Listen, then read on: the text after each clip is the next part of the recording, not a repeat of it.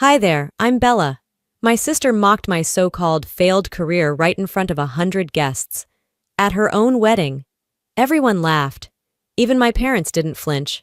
But then, her boss stood up and introduced me as the major shareholder of his firm. Sounds unbelievable? That wasn't even the worst part. You see, this family didn't just overlook me. They used me, lied to me, tried to erase me. Why would a mother ask her daughter to take the fall for a crime she didn't commit? Why would a father sabotage her first real chance at a future? And why, after all of that, did I still show up? I arrived late on purpose. The Wisteria Grand Ballroom buzzed with champagne flutes and fake smiles, the kind of place my sister Kendra had always dreamed of. Crystal chandeliers, custom floral arches, monogrammed cocktail napkins. Every detail screamed status. I walked in alone, in a simple navy dress, no designer label, no +1, and no intention of staying long. I hadn't seen most of these people in years. Turns out absence doesn't make anyone's heart grow fonder. As I stood near the back pretending to enjoy the string quartet's cover of a Taylor Swift ballad, I caught the familiar clang of silverware tapping a glass. Kendra stood, sparkling in lace and diamonds, her arm looped through Damien's. "I just want to thank everyone for being here," she began sweetly. "Especially family." Then she turned her eyes directly toward me. "Even those of us who've taken less traditional career paths." A few polite chuckles followed. Damien smirked like he was in on the joke. Kendra continued, "Not everyone is meant for corporate life. Some people chase dreams, others consult." More laughter now. My aunt tried to hide her grin behind a napkin. I didn't flinch. I didn't react. I'd learned over the years that dignity doesn't require defense. She raised her glass. "To following your passion, no matter how small." My fingers tightened around my flute stem. Not because I was hurt. I'd been prepared for something like this. But I hadn't expected it to sting the same way it always had. Not after everything I'd built. Why did I even show up? Because deep down, some part of me still wanted to be seen. Not as the disappointment. Not as the footnote. Just seen. I stood by the far column, letting the moment pass. If there's one thing growing up in this family taught me, it's how to smile through humiliation. I took a sip and scanned the room, mentally counting the seconds until I could leave without raising eyebrows. Then, I saw him, Elliot Kerman. He wasn't supposed to be here, not at this hour, not yet. But maybe this was exactly when it needed to happen. I turned away from the ballroom before anyone else could catch my face. The last thing I needed was another pitying glance or someone pretending they didn't hear what they clearly did. I stepped through the tall glass doors onto the terrace. The evening air was cool, calming in contrast to the heat swirling inside me. Behind me, the door clicked softly. I didn't need to look. I already knew who it was. "You always did like the quiet corners," my mother's voice murmured. She approached slowly, her heels careful against the stone floor like she didn't want to startle me. I stayed silent. Let her talk. Marlene stood beside me, eyes fixed on the view. Charlotte's skyline glimmered in the distance, untouchable, perfect, like everything she wished our family looked like. "You know Kendra's worked really hard for this. Damien's connections could open more doors at La Vista," she began, as if reading from a carefully rehearsed script. Still, I said nothing. "She's building something, and your name's been floating around a lot lately. This merger of yours, it's making people nervous." My mouth stayed still, but I felt my jaw lock. "Bella," she said, gentler this time, "if you care about your sister, maybe now's not the time to shake things up." There it was, the line that said everything. I turned to face her. "So now I'm the problem." "That's not what I said." "But it's what you meant." Her face hardened just slightly. "I'm asking for discretion. Just stay in the background, for Kendra." "You all liked me better when I was invisible," I said quietly. "But I'm not fading into the wallpaper so Kendra can play princess." "I'm not asking you to give anything up," she insisted. "Just delay it. Let her have her moment." She already had it, on stage, in front of everyone, at my expense. The silence between us stretched, but it wasn't peaceful. It was sharp, edged like broken glass. I stepped past her, back toward the ballroom doors. Just before I pulled them open, I added, "You always said family comes first, but what you meant was, Kendra comes first and I should disappear." I re-entered the room with a calm she didn't deserve to witness. Across the floor, Kendra tossed her head back, laughing like her crown couldn't crack. Damien leaned into her shoulder, smiling the way men do when they think the room belongs to them. It used to hurt, but not tonight.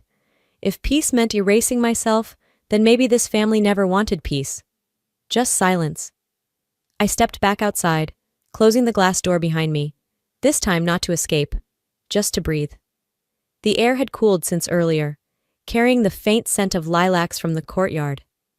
I leaned on the terrace railing, trying to collect my thoughts, but instead, something collected me. A memory. Sharp, heavy, uninvited. It had been over a decade, but I still remembered the beige carpet of that office, the smell of cheap, pine-scented air freshener, and how tight my blazer felt across my shoulders. I was 22. I had prepped for that interview like my future depended on it, because it did. I wanted that job at Arkway Financial more than anything, not because of prestige or pay, but because it was mine to earn. I'd arrived 20 minutes early, resume printed on ivory paper, hair pulled into the neatest twist I could manage. But the receptionist looked up at me strangely, hesitated, then said, "Someone from your family stopped by earlier. Your father, I believe. He left a message with Mr. Grant." Confused, I nodded. She motioned for me to wait. Then I saw him. My father, Ronald, standing across the lobby like he had every right to be there. He wasn't smiling. He was calm, cool, like he was handling a chore. When Mr. Grant, the hiring manager, stepped out, I opened my mouth to greet him. But my father beat me to it. "She's not ready," he said, voice low but firm. "Her anxiety's worse than she lets on. She gets overwhelmed, shuts down. We're trying to guide her towards something better suited." I froze. My heart raced, but my legs wouldn't move. Mr. Grant looked at me, then back at him. "I see. Well, perhaps we'll reschedule once things are more stable." The meeting ended before it began. That night, at dinner, my father simply said, "I saved you from embarrassment. You'll see it was for your own good." But I didn't see it. Not then. Not now. What I saw was a man who decided for me that I was unfit to choose my own path. Back on the terrace tonight, I clenched the edge of the stone railing, grounding myself. "You didn't protect me," I whispered to no one. "You erased me." I'd spent years convincing myself that staying quiet kept the peace, but no one had ever asked what peace cost me. Back inside, the lights seemed harsher now. My father stood by the bar, laughing with Damien like nothing had ever happened, because for him, nothing had. He noticed me watching. I didn't blink. I didn't smile. They thought I'd vanished years ago, but I hadn't disappeared. I'd just been growing where no one thought to look. I crossed the ballroom slowly, weaving past servers with polished trays and guests lost in small talk. My hand found an untouched flute of champagne on the bar. Refill by convenience, not celebration. As I turned to lean against the marble edge, I felt the air shift behind me. Marlene. She didn't waste time with pleasantries. "I need to speak with you," she said low, her tone clipped. "Privately." I didn't move. She stepped closer. "Do you remember what you did for Kendra? With the La Vista board?" The words hit before I could stop them. Years ago. Kendra had fudged quarterly numbers, replaced stagnant engagement data with glossy, inflated metrics. A junior staffer flagged it. An internal review was opened. I had no stake in it, except that months earlier, I'd done part-time freelance analytics for that same campaign. That's when Mom cornered me outside her kitchen. "You'll say it was your file," she'd told me. "It was just a spreadsheet mix-up. Nobody needs this scandal." I shook my head then, stunned. She lied to her own company. Why should I cover it? "Don't be dramatic," she'd hissed. "Do you want your sister's career destroyed over a software error?" That's how they always did it. Wrapped deception in concern, masked control as protection. And I did it. I swallowed the truth for the sake of family. It wasn't bravery. It wasn't kindness. It was fear disguised as loyalty. Now, standing across from her again, I saw she wasn't asking me to remember that night. She was using it as leverage. That's what family does. she said evenly. No, I replied, my voice steady. That's what manipulation does. You asked me to lie, not to protect her, but to preserve your version of perfect. She blinked. That soft gasp people give when control slips. I'm not your fixer anymore, I added, and I'm done pretending silence is grace. I walked away, feeling her eyes on my back, but I didn't turn. From across the room, Kendra saw us, her brows creased, her mouth twitching like she might come over, but she didn't. Of course she didn't. They've always been better at turning away than facing what they've done. But I'd learned to face it, all of it, and this time, I wouldn't be the one cleaning it up. I made my way toward the dessert table, not for the sweets, just distance. The murmurs of the ballroom dulled behind me as I passed clusters of half-drunk smiles. Before I could reach for anything, I heard his voice. Didn't expect to see you here tonight, Bella. Damien, his tone casual but calculated. He picked up a chocolate tart, not even looking at me at first. I heard Elliot might show up too. Small world, huh? I turned slightly, just enough to catch his smirk. He always acted like charm was armor, as if I hadn't seen beneath it. I suppose some people show up when you least expect, I said evenly. He chuckled. You know, there's still time to reconsider that opportunity I mentioned. Quietly. Just between us. I didn't blink. 2 months ago, he messaged me under a fake name on LinkedIn, claimed to be launching a disruptive tech concept and wanted me as a founding advisor. What he really meant was, help him steal La Vista's client list and pivot it into a side company, behind Kendra's back no less. When I declined, he doubled down, hinting at insider access and mutual benefit. I saved the screenshots. I never responded. Now here he was, pretending it never happened. Funny how memory works, I said, grabbing a fork off the linen, especially when people think no one's keeping score. His jaw twitched. I leaned in just enough. Would you like me to forward those messages to Kendra? Or maybe Elliot would enjoy them more? Damien's grin flattened. Look, he muttered, this doesn't have to be messy. No, I said calmly, placing my glass on a passing tray. But if you keep playing dumb, it will be. He glanced toward Kendra. She won't believe you. Then she chose poorly. Again. I didn't raise my voice. I didn't make a scene, but he heard me. As I walked away, I passed Elliot near the edge of the dance floor. He met my eyes and gave the smallest nod, barely noticeable. I whispered, more to myself than anyone else, let's see how loud the truth can get. Just as I drifted toward the edge of the crowd, the room stilled. A soft clink echoed from the stage, followed by Elliot's voice, measured, confident, unmistakably intentional. If I could have just a moment, he said, raising his glass slightly. I wasn't planning to speak tonight, but I'm glad I came after all. It's not often I get to celebrate alongside one of Aurora Capital's most instrumental partners, Bella Macklin. Silence. Heads turned like dominoes. I heard a fork clatter to the floor. Kendra's expression froze halfway through a smile. Damien tensed, eyes darting toward me. Elliot didn't waver. Most of you know her as Kendra's little sister. What you don't know is, without her strategic foresight, this room, this company, and frankly, some of your paychecks wouldn't exist. Bella doesn't just consult, she steers. A wave of murmurs rippled through the crowd. My mother's jaw slackened. My father furrowed his brow as if trying to calculate damage control on the fly. And I? I lifted my glass with calm precision. Thank you, Elliot, I said clearly. I wasn't planning to say anything tonight either, but maybe it's time. As I looked out, faces I hadn't seen in years stared back, half stunned, half scrambling to realign their assumptions. But I wasn't looking for approval. I was reclaiming space. And as I stood there, a memory slipped in like a shadow. I was 26, seated at our dining table with a pitch deck in hand. Aurora Capital had been an idea then. Research-heavy, lean, scalable. I showed them everything. Dad skimmed page 1 before chuckling. You want to play Wall Street? Be serious. Mom didn't even open the folder. Kendra's MBA was expensive. We can't stretch ourselves for another experiment. That was the day I learned funding would come from somewhere else. Or nowhere. Either way, I'd make it work. And I did. Back in the present, I met Kendra's eyes. Her lips parted, searching for something to say, but all she managed was a whisper to Damien. "What the hell is going on?" I smiled. "Let's finish this." The silence after my smile didn't last. I barely took a step before Kendra cut through the crowd, heels clicking like a countdown. Damien trailed close behind, his expression souring by the second.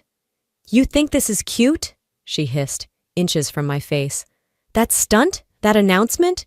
You're lucky we don't sue." Damien chimed in, voice low but sharp. "We've already spoken to our attorneys. What you did tonight, defamation, public slander." I kept my posture still, steady. "Which part? Elliot's words about my ownership? Or your wedding toast, where you mocked my entire life?" Their silence answered for them. I let a breath hang, then pulled my phone from my clutch.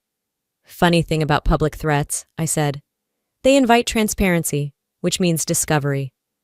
I tapped a folder labeled 2014 Strategy Original Drafts. The screen displayed a clean file, one Kendra had seen before, because I'd shown it to her myself. Her eyes narrowed. "What is that?" "You remember mid-market targeting for beauty lines, right?" I said. "I shared this with you, back when I still believed sisters build each other up." Her mouth opened, then closed. Damien looked at her, genuinely confused. "Oh, she didn't tell you?" I turned to him. "The entire pitch that got her that La Vista promotion? It was mine, word for word. Dates and metadata prove it." I hadn't said a word back then. I was younger, hopeful, naive enough to think being quiet was noble, but tonight wasn't about noble. "I built myself in silence," I said evenly, sliding the phone back into my bag, "and you assumed silence meant weakness." Damien's shoulders stiffened. Kendra's hands trembled. They didn't shout. They didn't deny it. Because they couldn't. From the corner of my eye, I saw Elliot move, not toward me, but away from them. Quiet. Purposeful. Like someone marking the beginning of an end. I stepped back, letting them absorb the shift. "Go ahead," I said. "Call your lawyers." I turned before either of them could find words. Now it was time to clean house. The hum of fluorescent lights was the only sound in the corridor as I stepped into Argent Edge's headquarters that Monday morning. This wasn't just another day, and I wasn't just another woman in a blazer. I was here to finish what should have ended long ago. Emma greeted me near the elevator. "The La Vista board is already seated." I gave her a nod. "Let's not keep them waiting." Inside the conference room, glass walls surrounded a long, polished table where Elliot stood at the head, flanked by the other board members. He didn't smile, just gave a slight tilt of the head, enough to signal, "It's yours now." I walked to the front, plugged in my drive, and the projector flared to life behind me. "I'll keep this brief," I began.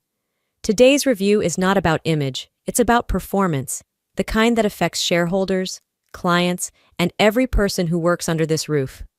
Slide after slide, Kendra's numbers told their own story. Inflated quarterly projections, budget overruns, anonymous HR complaints compiled and corroborated. I didn't raise my voice. I didn't editorialize. I simply concluded, "We value contribution, not proximity." There was a pause, the kind that holds breath in a room. Then, one by one, hands went up for the vote. Kendra was removed, effective immediately. Damien, seated 2 chairs from her, didn't wait to be dismissed. He stood, muttered something under his breath, and walked out. I gathered my notes calmly. The power wasn't in the theatrics, it was in the quiet.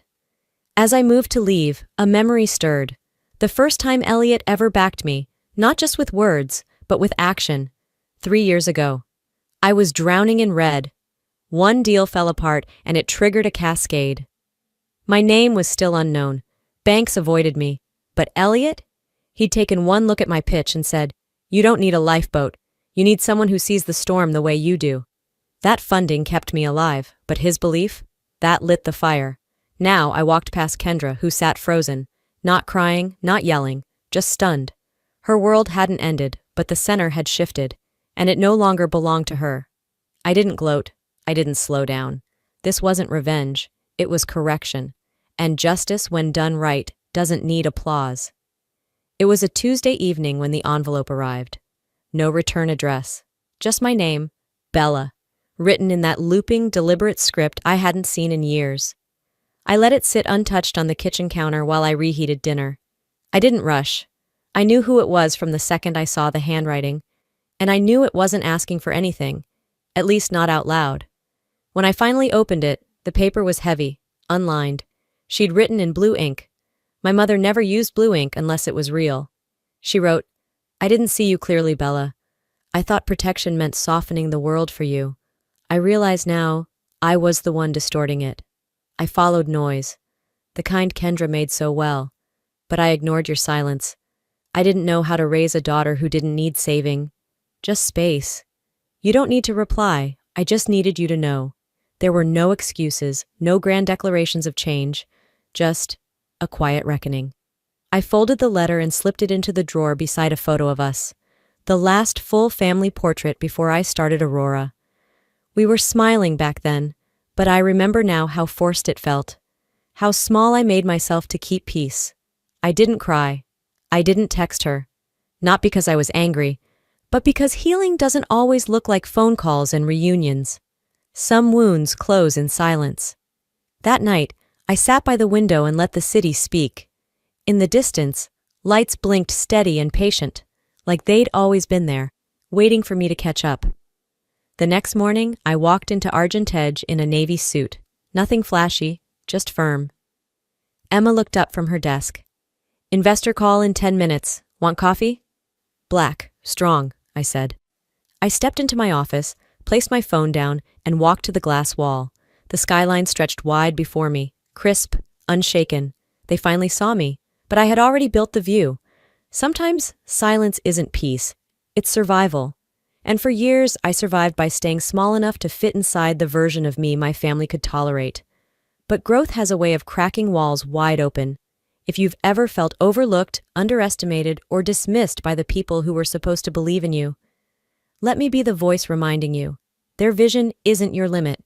You don't need to yell to prove your worth. You just need to build, quietly, deliberately, until what you've built speaks louder than their opinions ever did. This wasn't a story about revenge.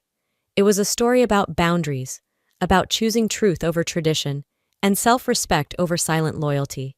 And maybe you're in that place now, where your voice is shaking, your path uncertain, your roots deep but unseen. If you are, keep going. What feels like isolation might just be transformation. Let me ask you something. Have you ever had to walk away from people you loved? Just to finally love yourself, right? I'd love to hear your story. Drop a comment, even just a 1 inch, if this hit home. Or let me know where you're watching from. If you didn't like this video, that's okay too. Tell me why. I read every comment, and this space is for real stories, not perfect ones. And if you want more stories like this, true and human, hit that subscribe button. Let's keep growing together.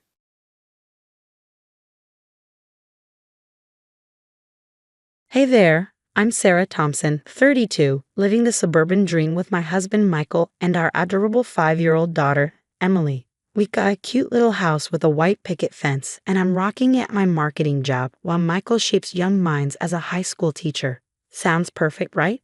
Well, not exactly. Enter Evelyn, my mother-in-law from hell. I swear it's her life's mission to drive me insane. Just the other day, I was getting Emily ready for school when my phone buzzed. "Sarah, dear, I hope you're not sending Emily to school in those awful overalls again. A proper lady should always look her best." I rolled my eyes so hard, I thought I'd see my brain. "Thanks for your concern, Evelyn, but Emily loves these overalls. She's comfortable, and that's what matters." Her reply, "Well, I suppose you know better," in that tone that clearly meant she thought I didn't. Michael, bless him, tries to keep the peace, but it's like walking a tightrope. Last Sunday at dinner was a prime example. "Mom, this roast is delicious," Michael said, trying to lighten the mood. Evelyn beamed. "Thank you, sweetheart. I use your grandmother's secret recipe. Sarah, dear, I'd be happy to teach you sometime." Lord knows Michael could use a home-cooked meal more often. I gritted my teeth. "Thanks, Evelyn, but I think Michael appreciates my cooking just fine." "Of course, dear, I'm sure your creative dishes are very interesting," she replied with that passive-aggressive smile. Then there's Natalie, Michael's sister. On the surface, she's all smiles. But those side glances and backhanded compliments don't go unnoticed. Oh, Sarah, that promotion must be so exciting. It's amazing how you balance work and family. I could never leave my kids with strangers all day. I bit my tongue, wanting to remind her that daycare workers aren't exactly strangers. But I decided not to start another family feud. Despite all the drama, Michael and I managed to find moments of peace. Last night, after Emily was tucked in, we curled up on the couch. You know, I love our little family, he said, pulling me close. I smiled, the tension easing. Me too. Emily's growing up so fast, isn't she? Yeah, she is. And Sarah, I know my mom can be difficult. I appreciate how patient you are. I sighed. It's not easy, but I know she loves Emily. I just wish she eased up a bit. I'll talk to her again, Michael promised, though we both knew it probably wouldn't change much. Still, I appreciated his effort. But I never could have imagined how our world was about to be turned upside down. I was knee-deep in PowerPoint slides when my phone buzzed, and Evelyn's name flashed on the screen. Great, just what I needed before a big presentation. I almost declined the call, but something made me answer. I opened my mouth to say hello, but Evelyn's voice cut through first. Natalie, are you there? Good. We need to finalize our plan for the gathering. I froze, my finger hovering over the end call button. I've been thinking, Mom, Natalie chimed in. Are you sure this is the best way to get Emily? My heart stopped. Get Emily? What the hell? Of course it is, Evelyn snapped. That woman is completely unfit to raise our Emily. Did you see how she let her run around in those filthy clothes at the park? I bit my lip, remembering how Emily had begged to wear her favorite play clothes. But kidnapping, isn't that a bit extreme? Natalie sounded nervous. It's not kidnapping if it's for Emily's own good, Evelyn insisted. Now, here's what we'll do. During the family picnic, you distract Sarah with that work nonsense she's always on about. I'll take Emily to the bathroom, but instead, we'll head straight to your car. My hands shook as I fumbled to start recording. This couldn't be happening. What about Michael? Natalie asked. Oh, please, that boy can barely tie his shoes without asking my permission. He'll come around once he sees how much better Emily's life is with us. The call ended abruptly, and I stood there, staring at my phone in disbelief. When Michael got home, I practically ambushed him at the door. You need to hear this. Now. I played the recording, watching his expression change from confusion to disbelief to anger. This has to be some kind of joke, he muttered, shaking his head. Mom would never. Never what, Michael? Never try to steal our daughter. Never badmouth me behind my back. Wake up. Don't talk about my mother like that, he snapped. There has to be an explanation. An explanation. Did you even listen to the same conversation I did? They're planning to kidnap Emily. Maybe you misunderstood. Mom can be intense, but she loves Emily. She wouldn't do this. I couldn't believe what I was hearing. So what? You think I'm just making this up? I asked, my voice sharp with frustration. I didn't say that, Michael backpedaled. But come on, Sarah. Kidnapping. That's a bit much, don't you think? A bit much, Michael. Your mother and sister are literally plotting to take our daughter away from us. How are you not getting this?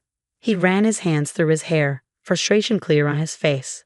Okay, let's say, hypothetically, this is real.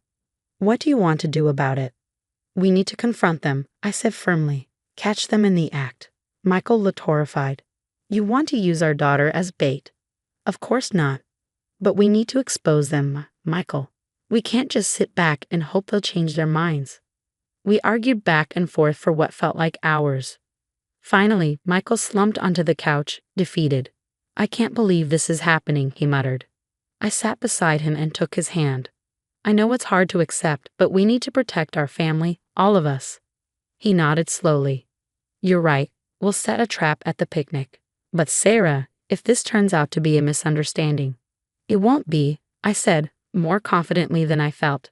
But if it is, I'll personally apologize to your mother. As we sat there planning how to outsmart Evelyn and Natalie, I couldn't help but wonder how we had gotten to this point. How had our family become so fractured that kidnapping seemed like a viable option to them? One thing was clear, after this, nothing would ever be the same. The family picnic was in full swing, but my stomach was in knots. Michael and I exchanged a tense look as we put our plan into action. Emily, sweetie, mommy and daddy need to grab something from the car.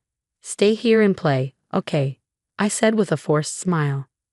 We walked away, hearts pounding, and ducked behind a nearby tree. Sure enough, Evelyn swooped in like a vulture. Emily dear, come with Grandma. I have a surprise for you, she cooed. As they started walking away, Michael's face went pale. Oh God, they're really doing it. We burst from our hiding spot, sprinting toward them. Stop right there, I shouted. The whole family turned to stare. Evelyn froze, Emily's hand still in hers. What's going on? Michael's cousin asked, confusion written across his face. What's going on is that Evelyn and Natalie were trying to kidnap our daughter, I spat. Gasps rippled through the crowd. Evelyn's face hardened. Don't be ridiculous. I was just taking her to the bathroom. Cut the crap, Mom, Michael said, his voice shaking. We heard you planning this on the phone. Natalie's eyes widened. You heard? Every word, I confirmed. How you think I'm an unfit mother, and how you were going to take Emily and raise her yourselves. Murmurs of shock spread through the family. Evelyn's grip on Emily tightened. You don't understand, she pleaded. Sarah's poisoning Emily against us. She's turning Michael against his own family. I scoffed. Are you serious? You're the one manipulating everyone. Michael's aunt stepped forward, her face stern. Evelyn, is this true? Have you been lying to us? Of course not. Evelyn protested, her voice trembling.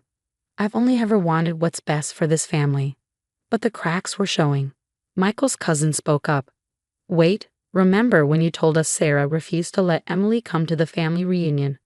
Sarah, is that true? I shook my head. Emily had the flu that weekend.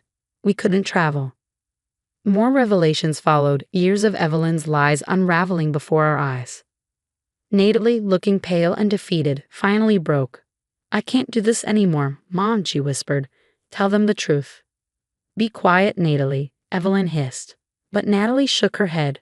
No, I'm done. Everyone needs to know. Mom's been manipulating all of us for years. She made up stories about Sarah to turn us against her.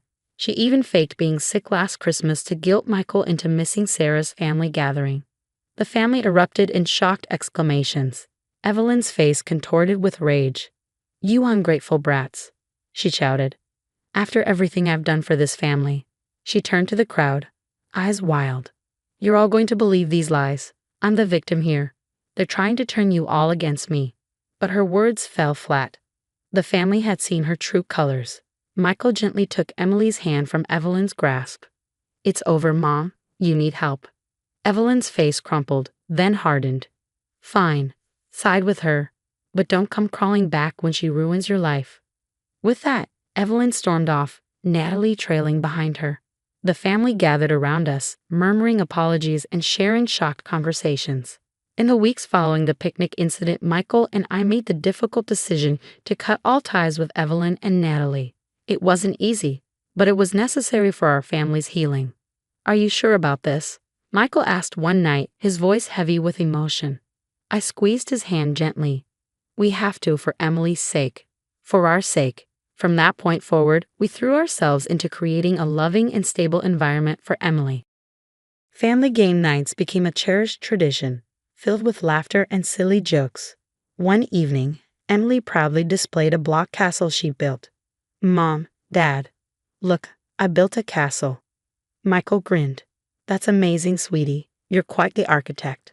As we focused on our little family, news of Evelyn's actions spread like wildfire through the community. Her carefully constructed image crumbled overnight.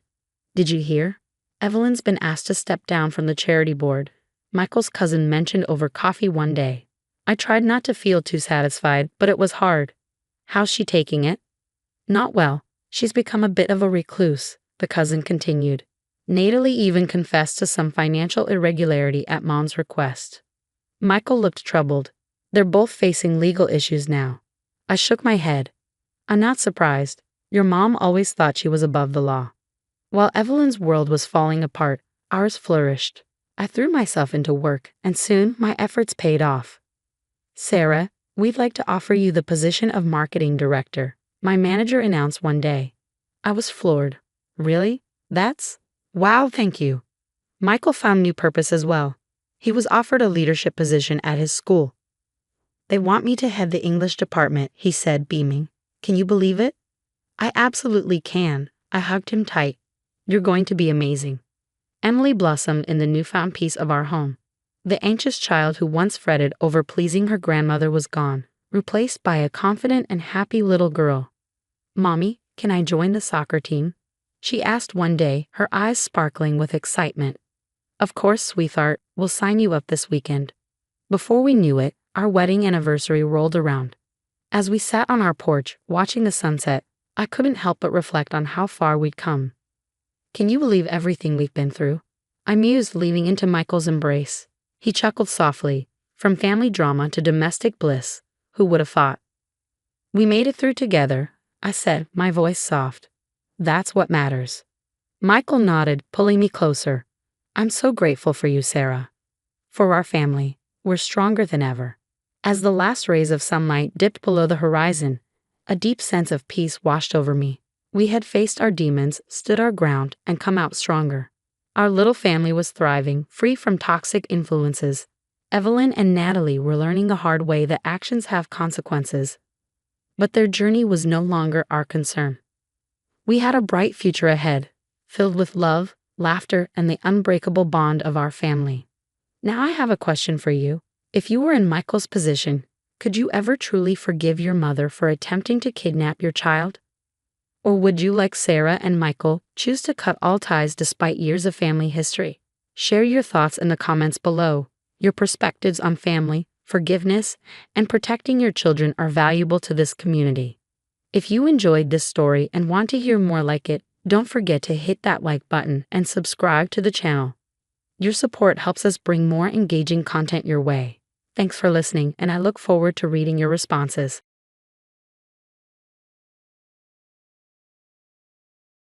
Hey everyone, I'm Sarah, 15, and I live in a fancy Chicago suburb. My life took a crazy turn when I had to deal with some serious family drama. It all started one afternoon while I was sketching in my favorite armchair by the window. I heard the familiar sound of Dad's car pulling up in the driveway. Excited, I dashed downstairs, eager to show him my latest artwork. Dad, you're home early. Look at this new piece I'm working on. I beamed, holding up the sketch. Dad, or James as everyone else calls him, gave me a quick glance and a half-hearted smile. That's nice, sweetheart, he said, barely looking.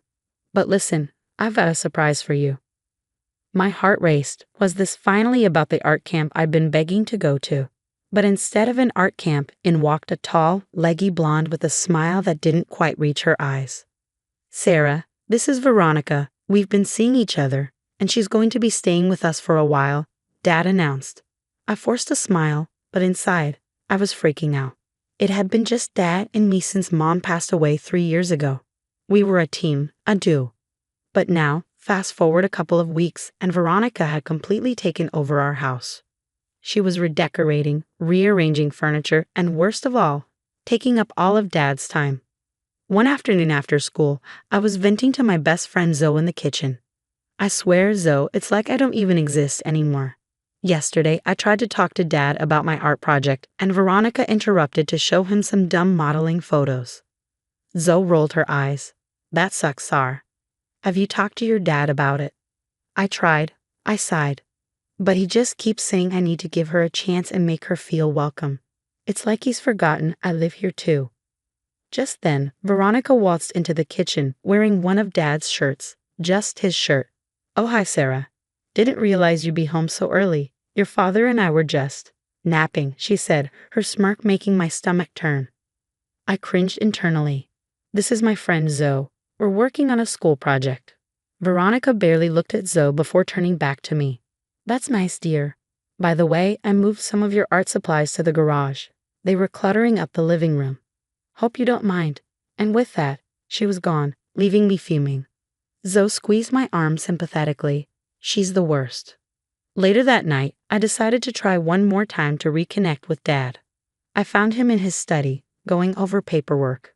Hey, Dad, got a minute? He looked up, distracted. Sure, honey. What's up? I was wondering if we could have dinner together tomorrow night, just the two of us, like we used to. He hesitated, and I knew what was coming. Oh, Sarah, I'm sorry. Veronica and I have reservations at that new French place downtown. Maybe another time. I nodded, swallowing my disappointment. As I turned to leave, he called out, "Actually, Sarah, there's something important we need to discuss. Family meeting tomorrow after school." Okay. I agreed, but a knot was already forming in my stomach. Something told me this meeting wasn't going to be good. The next afternoon, I walked into the living room to find Dad and Veronica already seated, looking way too serious. "Sarah, honey, sit down. We need to talk," Dad said. I perched on the edge of the couch, bracing myself. "What's going on?" Dad cleared his throat. "We've decided it's best for you to attend Oak Ridge Academy. It's an excellent boarding school upstate." My jaw dropped. Boarding school. But why? "I don't want to go." "It's a wonderful opportunity, Sarah." Veronica chimed in, her voice dripping with fake sweetness. "You'll get a top-notch education." Suddenly, a memory flashed through my mind from last week. I had overheard them talking in the kitchen. "James, darling, I'm worried about Sarah. She's always around. Don't you think she's ruining our romance?" "What do you suggest, Veronica?" Dad had asked. "Well, there's this fabulous boarding school. I had heard enough." Back in the present, I stood up, shaking. "This was your idea, wasn't it?" I pointed at Veronica. "You want to get rid of me." "Sarah, that's enough." Dad snapped. "This decision is final." I ran to my room, slamming the door behind me. Grabbing my phone, I dialed the only person who might help, Aunt Lisa. "Aunt Lisa, please, you have to talk to Dad. He wants to send me away." "Oh, sweetie," she sighed. "I'll try. But you know how stubborn Dad can be." Over the next few days, I begged, pleaded, and bargained, promising to stay out of their way, to be the perfect daughter. But nothing worked. Before I knew it, I was standing in front of Oak Ridge Academy, a huge, imposing building that looked more like a prison than a school. "This is for the best, Sarah," Dad said, avoiding my eyes. "You'll see." Veronica didn't even bother to get out of the car. I watched them drive away, feeling more alone than I ever had in my life. The first few weeks at Oak Ridge were a blur. Strict rules, demanding classes, and relentless homesickness. My roommate Emily was nice enough, but I missed my friends, my room, and my art supplies. On one particularly bad day, after getting chewed out by my history teacher for daydreaming, I texted Dad. "I hate it here. Please let me come home." His response came hours later. "You'll adjust. Give it time." I stared at my phone, fighting back tears. That's when I overheard some girls nearby gossiping. "Did you hear about the new girl? Her dad shipped her off so he could shack up with his girlfriend." "No way. That's so messed up." "Yeah, I heard the girlfriend's barely older than us." I felt my face burning with shame and anger. Is that what everyone thought? That I'd been tossed aside for Dad's midlife crisis? That night, lying in my narrow bed and listening to Emily's soft snores, I made a decision. If Dad and Veronica wanted me gone so badly, fine. I'd show them I didn't need them. I'd excel at this school, make my own way, and never rely on them again. Months flew by, and slowly, I started to find my footing at Oak Ridge. Don't get me wrong, I still miss home. But I was determined to make the best of it. One day in the cafeteria, a girl with bright blue hair plopped down next to me. "You're the new kid, right?" "I'm Mia," she said. I nodded, taking in her rebellious vibe. "Sarah, nice to meet you." "Don't let this place get you down," Mia said, gesturing around. "It's all a game. Once you figure out the rules, you can bend them." Mia introduced me to her friend, Tyler, a computer genius with a heart of gold. The three of us became inseparable, and suddenly, Oak Ridge didn't seem so bad. I threw myself into my studies, determined to prove I belonged there. My grades soared, especially in art class. Miss Rodriguez, my art teacher, took me under her wing. "Sarah, your work is exceptional," she said one day, examining my latest painting. "Have you considered entering the National Young Artist Competition?" I hesitated. "I don't know. It's pretty prestigious." "Exactly," Miss Rodriguez smiled. "And you have the talent to win it." Meanwhile, things at home were strange. Dad's calls became less frequent, and when we did talk, he seemed distracted. Veronica's voice was always in the background, a constant reminder of why I was at Oak Ridge. One afternoon, I was heading to Miss Rodriguez's class when I overheard two staff members talking. "It's the third month James Henderson has missed the tuition payment. If this continues, we'll have to discuss Sarah's enrollment status. My heart raced. Dad was having money problems. That didn't make sense. His real estate business had always been successful. I confided in Mia and Tyler. Guys, something's not right. Can you help me dig into this? I asked. Tyler cracked his knuckles. Leave it to me. If there's dirt to be found, I'll find it. For weeks, we pored over public records and financial reports. Tyler's computer skills were a godsend, helping us navigate the complex world of business finances. Sarah, look at this, Tyler said one night, pointing at his laptop screen. These numbers don't add up. There are inconsistencies in your dad's business reports. Mia leaned in. Yeah, and check out these purchases: designer clothes, fancy restaurants, spa treatments. Is your dad suddenly into self-care? I felt sick. That has to be Veronica. She's bleeding him dry. Despite the drama unfolding at home, I channeled all my emotions into my art. Miss Rodriguez pushed me harder than ever, guiding me through every step as I prepared for the National Young Artists Competition. The night before the submission deadline, I put the finishing touches on my piece, a haunting portrait that captured both the pain of betrayal and the strength found in independence. Weeks later, Miss Rodriguez burst into the art room, waving an envelope. Sarah, you did it. You won first place in the National Young Artists Competition. The room erupted in cheers as my classmates congratulated me. My phone buzzed with a news alert. I froze when I saw the headline. Unknown teen prodigy wins National Art Competition. Judges stunned. Spring break finally arrived, and I headed home with a mix of excitement and dread. As the cab pulled up to our house, I knew something was off. The lawn was overgrown, and Dad's car looked like it hadn't been washed in months. Inside the house was even worse. Takeout containers littered the kitchen, and a layer of dust covered everything. Dad emerged from his study looking haggard, older than I remembered. Sarah, I didn't think you were coming home for break. I dropped my bag. Surprise. What's going on here, Dad? He ran a hand through his thinning hair. It's nothing, just been busy with work. How's school? I wasn't buying it. Cut the act, Dad. I know about the missed tuition payments. What's really going on? His face fell. It's just a temporary cash flow issue. I've got it under control. That's when Veronica sauntered in, dripping in jewelry and designer clothes. Oh, Sarah, you're here. How nice. I couldn't hold back anymore.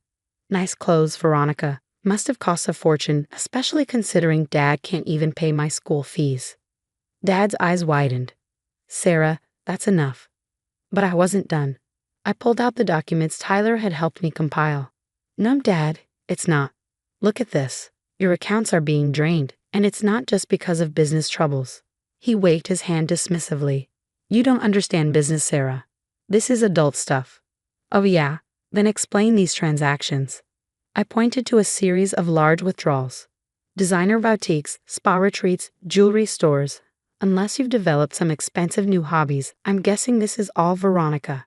Veronica's face twisted into an ugly sneer. You little brat, you have no idea what you're talking about. Don't I? I pulled out my phone and showed them the banking app. Did you really think I wouldn't notice? You added yourself to Dad's accounts. You've been siphonning money for months. Dad's face drained of color. Veronica, is this true? She tried to backpedal, but the evidence was undeniable. As the truth unraveled, Dad seemed to age years before my eyes. I'm so sorry, Sarah, he whispered.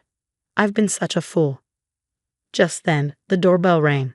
2 police officers stood outside, along with Aunt Misa. James Henderson, one officer asked. We need to ask you some questions about financial irregularities in your business. Dad looked shocked. What? Who reported this? Aunt Lisa stepped forward. I did, James. When Sarah told me what was going on, I couldn't stand by and watch you destroy everything. As the officers began questioning Dad, Veronica made a break for it. She grabbed her purse and bolted for the door. But Aunt Lisa was quicker. She stuck out her foot, sending Veronica sprawling. The aftermath was a whirlwind. Veronica was arrested for fraud, and Dad faced serious legal consequences for financial mismanagement. As for me, I made the tough decision to move in with Aunt Lisa. 2 years later, I'm thriving at a top art school, my talent finally getting the recognition it deserves. As I stand in front of my latest exhibition, I reflect on how far I've come. That scared, betrayed girl from Oak Ridge feels like a lifetime ago. Now I'm stronger, wiser, and finally free from the toxic people who tried to hold me back. What would you have done if you were in Sarah's shoes? Would you have forgiven your father for choosing his girlfriend over you and sending you away to boarding school? Or would you have cut ties completely? Share your thoughts in the comments below. Your experiences and perspectives could help others facing similar situations. If you enjoyed this story of betrayal, resilience, and sweet justice, don't forget to hit that like button. For more compelling stories exploring complex family dynamics and personal growth, subscribe to our channel. Your support helps us bring these narratives to life. Thanks for watching, and see you in the next video.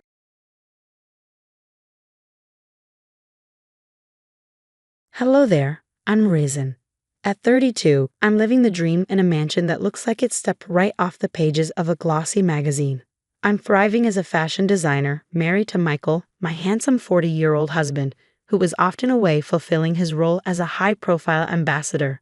But the real star of the show? That would be our little angel, Malika. She's only 10 months old, but she already runs the household. Alina, could you grab Malika's favorite teddy? I swear she knows when it's missing. I call out to my nanny while balancing fabric swatches in one hand and participating in a conference call on the other. Elena, bless her, pops her head in and says, "Already ahead of you, Risen." Little Miss has it in her crib. Just then, my phone buzzes. It's Samantha, my best friend and partner in the fashion world.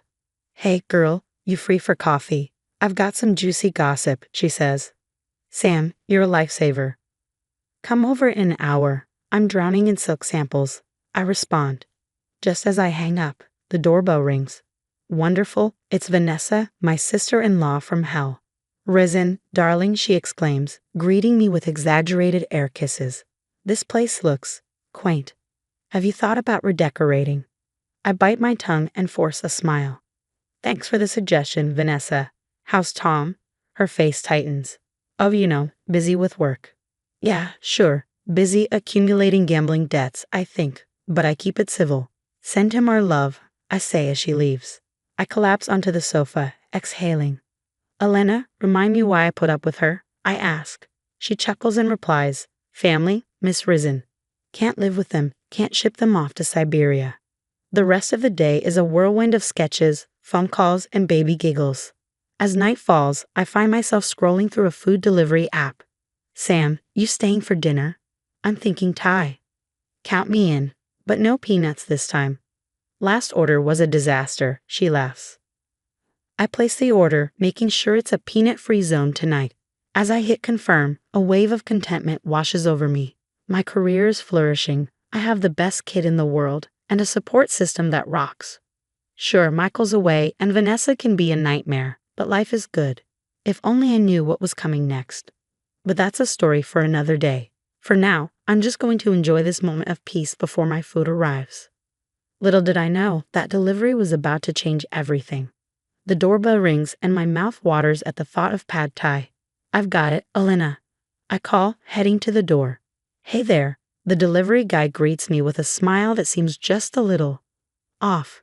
I brush it aside, too hungry to care. "Thanks," I reply, fumbling for my wallet. "Just give me a sec to sign this." As I scribble my signature, I hear a faint thud from upstairs. Probably just Elena dropping something, I think. "All set," I say, handing back the receipt. "Have a good night." I'm about to dig into the food when I realize something odd. I haven't heard Malika in a while. Usually she's fussing by now, ready for her evening bottle. "Elena?" I call, heading upstairs. No response. My heart starts racing. I push open the nursery door, and my world falls apart. Elena is on the floor, unconscious, and Malika is gone. No. I mutter, frantically searching the room. This can't be happening. This has to be a nightmare. I grab my phone with shaking hands and dial 911. My baby's been taken. I sob into the phone. Everything after that is a blur. Police swarming the house, reporters camped outside, and me, answering the same questions over and over, my voice hollow. "Mrs. Risen." A stern-looking woman approaches me. "I'm Detective Sarah Rodriguez. Can you walk me through what happened?" I recount the events, feeling like a broken record. The delivery, the silence, finding Elena. And you didn't notice anything suspicious about the delivery man? She probes. I don't know. Maybe? He seemed a little nervous. Detective Rodriguez's eyes narrow. We need a detailed description. This seems very targeted. The word hits me like a punch to the gut. Targeted? Who would want to hurt my baby? My phone buzzes. It's Michael. Risen, what's going on? I'm seeing reports. Michael? My voice catches. Malika's gone. Someone took her. You need to come home. I'm on the next flight, he says, his voice tight with worry and anger. As the night wears on, my mind races.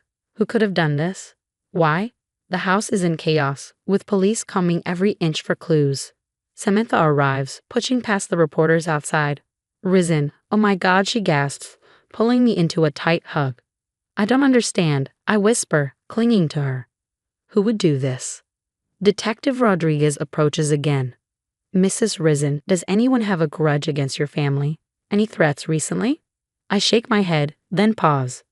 Well, there's my sister-in-law, Vanessa, but she wouldn't. She's family. The detective makes a note. We'll look into everyone. No stone unturned. As dawn breaks, I sit in Malika's nursery, clutching her favorite teddy bear. The house is quiet now, most of the police gone. But the nightmare is far from over. I look at Malika's empty crib, fierce determination settling over me. I'll find you, baby, I whisper. No matter what it takes. It's been 5 days since Malika was taken. 5 days of hell. The police are working around the clock, but it's not enough. I need more. Marcus, I don't care what it costs. Find something the police miss, I say, pacing my living room. The grizzled PI nods. I'm on it, Mrs. Risen. I've got some contacts the cops don't. Days blur together, and I'm running on coffee and desperation when Marcus calls. I've got something. The delivery guy, Jake, he's connected to your brother-in-law, Tom. They were cellmates. My blood runs cold. No, it can't be. I storm over to Tom and Vanessa's place, Michael right behind me. Where is she? I demand, bursting through the door. Vanessa looks shocked. Risen, what are you talking about? Don't play dumb, Michael growls. We know about Tom's connection to Jake. Tom pales. That was years ago. I've got nothing to do with this. But something's off. They're too nervous, too defensive. As we argue, Vanessa slips up. We didn't hurt her. Jake was just supposed to. She clamps a hand over her mouth, realizing her mistake. Michael loses it. You were behind this? Your own niece?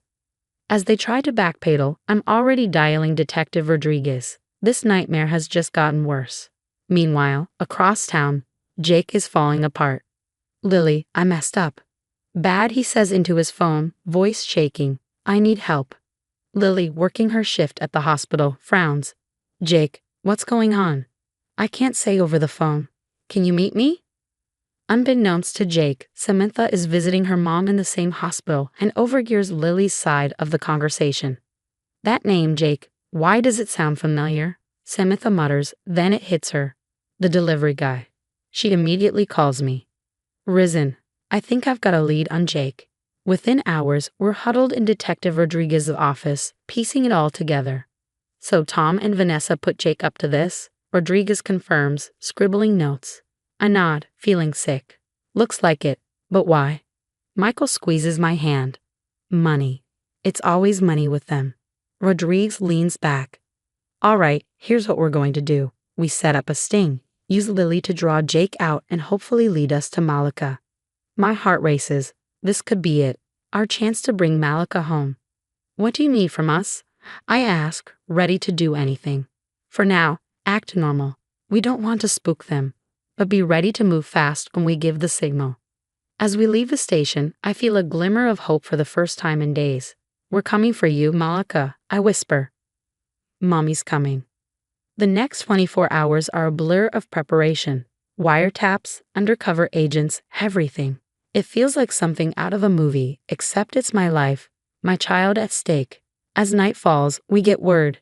Jake's agreed to meet Lily. This is it, our one shot at bringing Malika home. I squeeze Michael's hand as we wait in a nearby surveillance van. Ready? He asks. I take a deep breath. Ready. Let's get our daughter back. My heart pounds as we watch the scene unfold through grainy surveillance footage. Jake appears, looking nervous, with a bundle in his arms. My baby. I have to stop myself from bursting out of the van. Target in sight, a voice crackles over the radio. Wait for the exchange. Seconds feel like hours. Then Tom shows up. The moment he reaches for Malika, all hell breaks loose. Police. Freeze. It's chaos. Jake tries to run, but Jake doesn't get far. Tom is tackled to the ground, and there, in the middle of it all, is my little girl crying her heart out. I'm out of the van before anyone can stop me. Malika. I scoop her up, sobbing. She's okay, she's really okay. Michael arrives just as they're loading Tom into a squad car. The look he gives his brother could melt steel. How could you? He snarls. Tom just hangs his head in shame. Back at the station, the whole sordid story comes out. Tom and Vanessa, drowning in gambling debts, had cooked up this scheme to ransom Malika. They thought they could solve their money problems and make me look bad in the process, as if I care about my image when my child was in danger. We've got Vanessa in custody too, Detective Rodriguez informs us. Caught her shredding documents, they're going away for a long time. Jake, looking like a kicked puppy, agrees to testify in exchange for a reduced sentence. I can't even look at him. The next few weeks are a blur of court appearances and a media circus, but slowly, life starts to feel normal again. Well, a new normal. Michael and I are closer than ever, and going through this nightmare made us realize what really matters. Family, the good kind. I want to do something, I tell him one night. Help other families who've gone through this. No one should feel as alone as we did. And that's how the Malika Foundation is born. We provide support, resources, and hope to families of kidnapped children. It's not much, but it's a start. 5 years later, we're at our annual charity gala. Malika, now a bubbly 5-year-old, twirls in her party dress. Mommy, look. I'm a princess. She beams. I scoop her up, breathing in her familiar scent. You sure are, baby. Michael joins us, wrapping an arm around my waist. Tom and Vanessa's appeal was denied, he murmurs. They're not getting out anytime soon. I nod, feeling a mix of relief and lingering anger. Jake sent a letter last month asking to meet. I tore it up without reading it. Some bridges stay burned. As I look around the ballroom at all the families we've helped, I feel a sense of peace. We've turned our nightmare into something positive. Malika is safe, we're happy, and life goes on. Ready to give your speech? Michael asks, squeezing my hand. I take a deep breath and nod. It's time to share our story again, to give hope to those still searching. Because if there's one thing I've learned, it's that love and determination can overcome even the darkest of times. Toxic people, they have no place in our happily ever after. The story has come to an end, but I want to hear from you. If you were in Reason's shoes, could you ever forgive Jake, Tom, or Vanessa for what they did? Or do you believe some actions are truly unforgivable, especially when they involve harming a child? Share your thoughts in the comments below. Your perspective matters and could help others who face similar struggles. If this story touched you, don't forget to hit that like button and subscribe to our channel for more compelling real-life dramas. Your support helps us continue sharing these important stories. Thanks for watching, and remember, sometimes the family we choose is stronger than the family we're born into.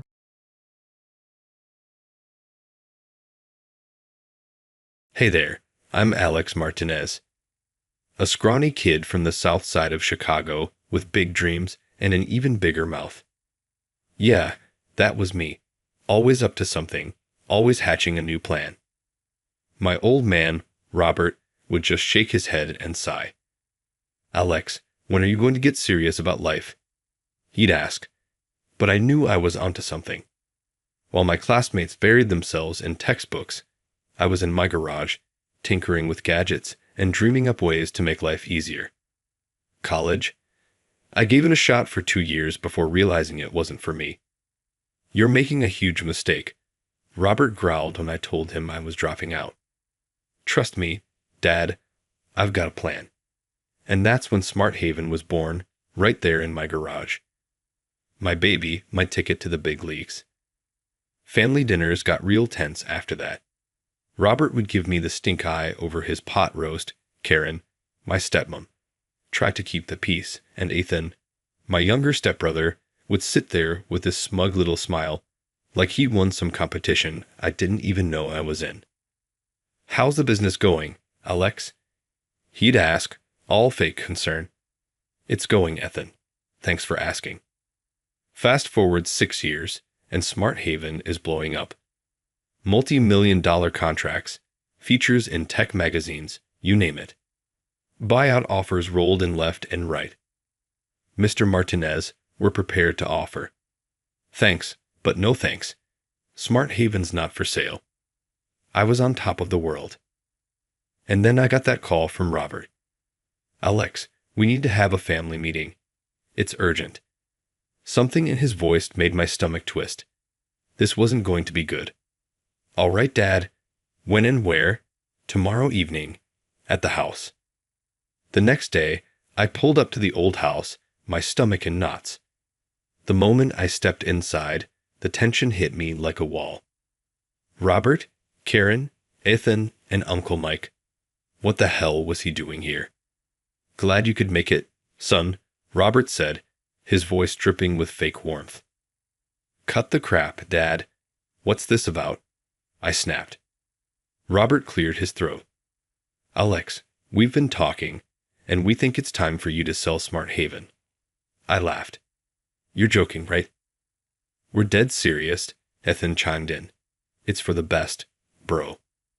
"Best for who? You?" I shot back.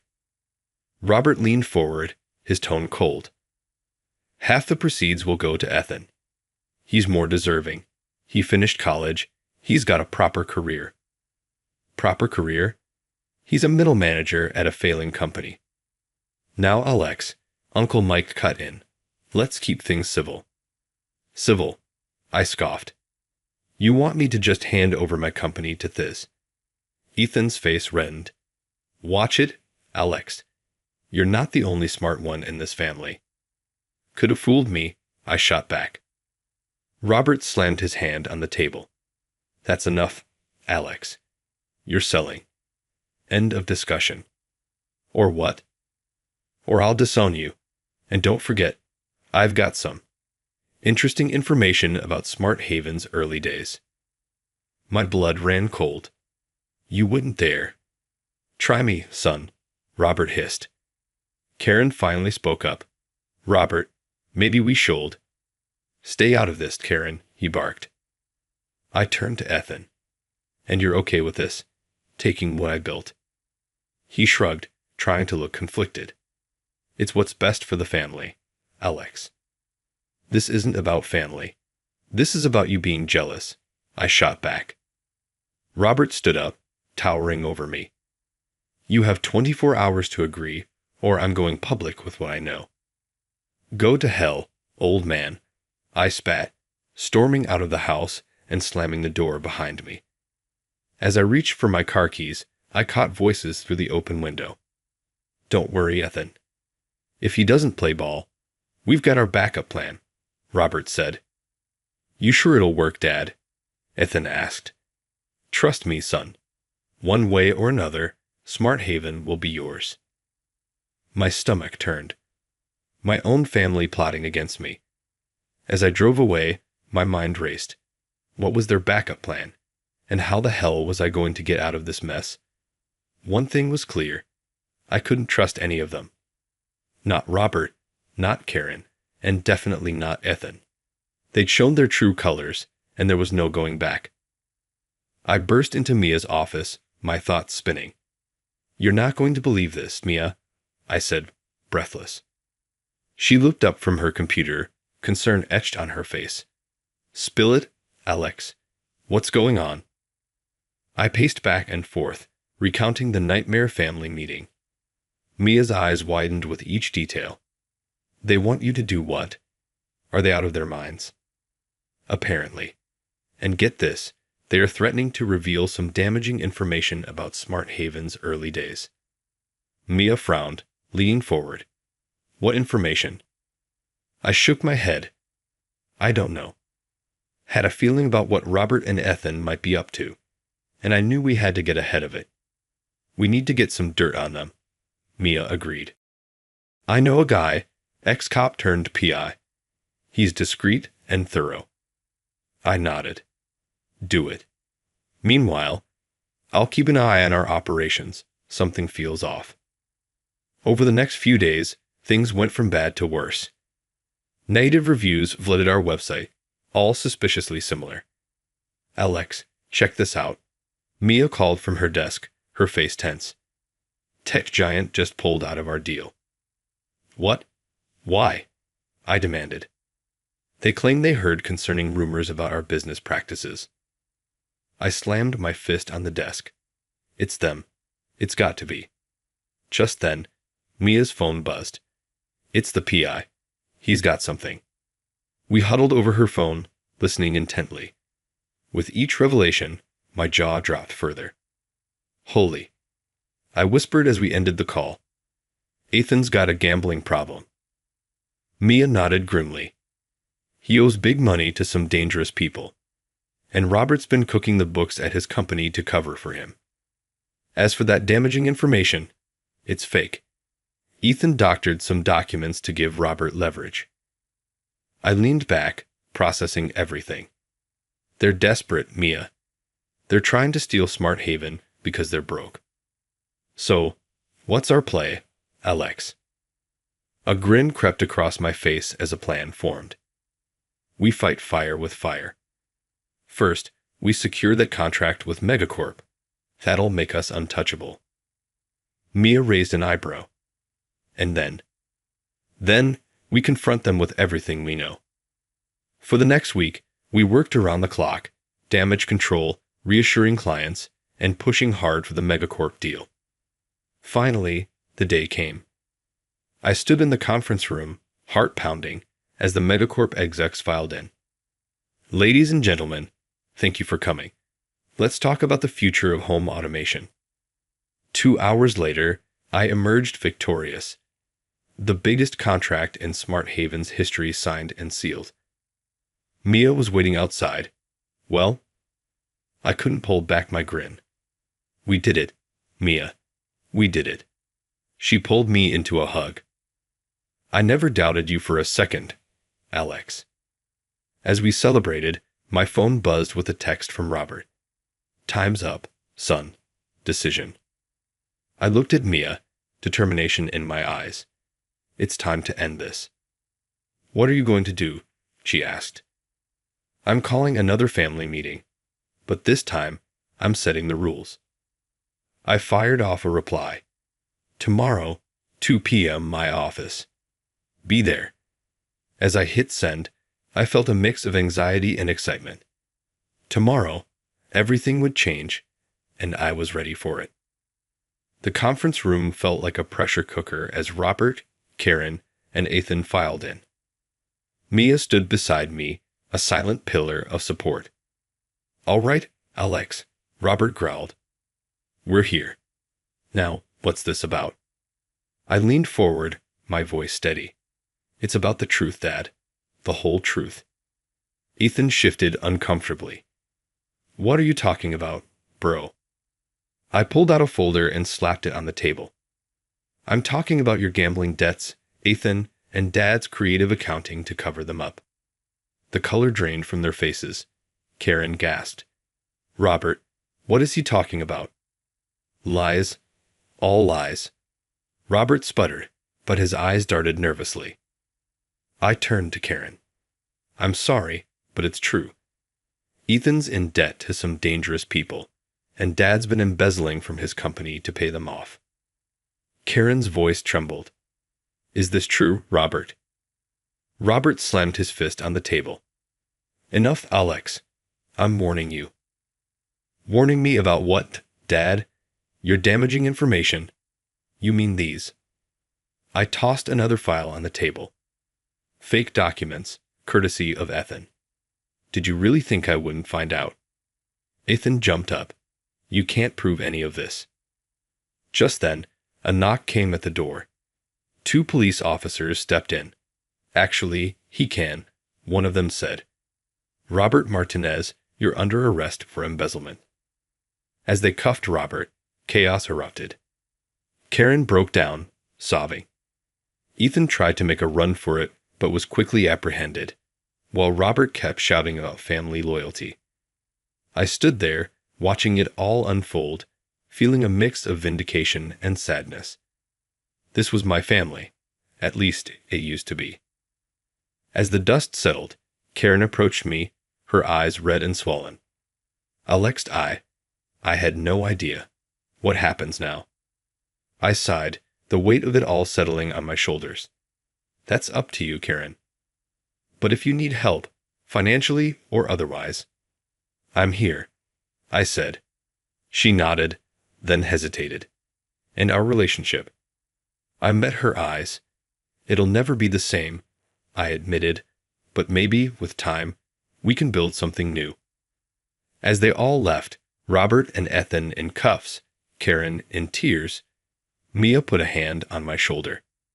You okay? I took a deep breath.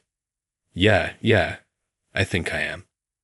6 months flew by in a blur of success and growth. Smart Haven's value skyrocketed, and there I was, gracing the cover of Tech Innovator magazine. Look at you, big shot, Mia teased, waving the magazine. I grinned. Couldn't have done it without you, partner. We were celebrating in the office when my phone buzzed with a news alert. Robert Martinez sentenced in embezzlement case. Mia noticed my expression. You all right? I nodded slowly. Yeah, it's just strange, you know. They're not my family anymore, but it still hurts, she finished for me. Yeah, but you know what? I've realized something. Family isn't just blood. It's the people who stand by you, who believe in you.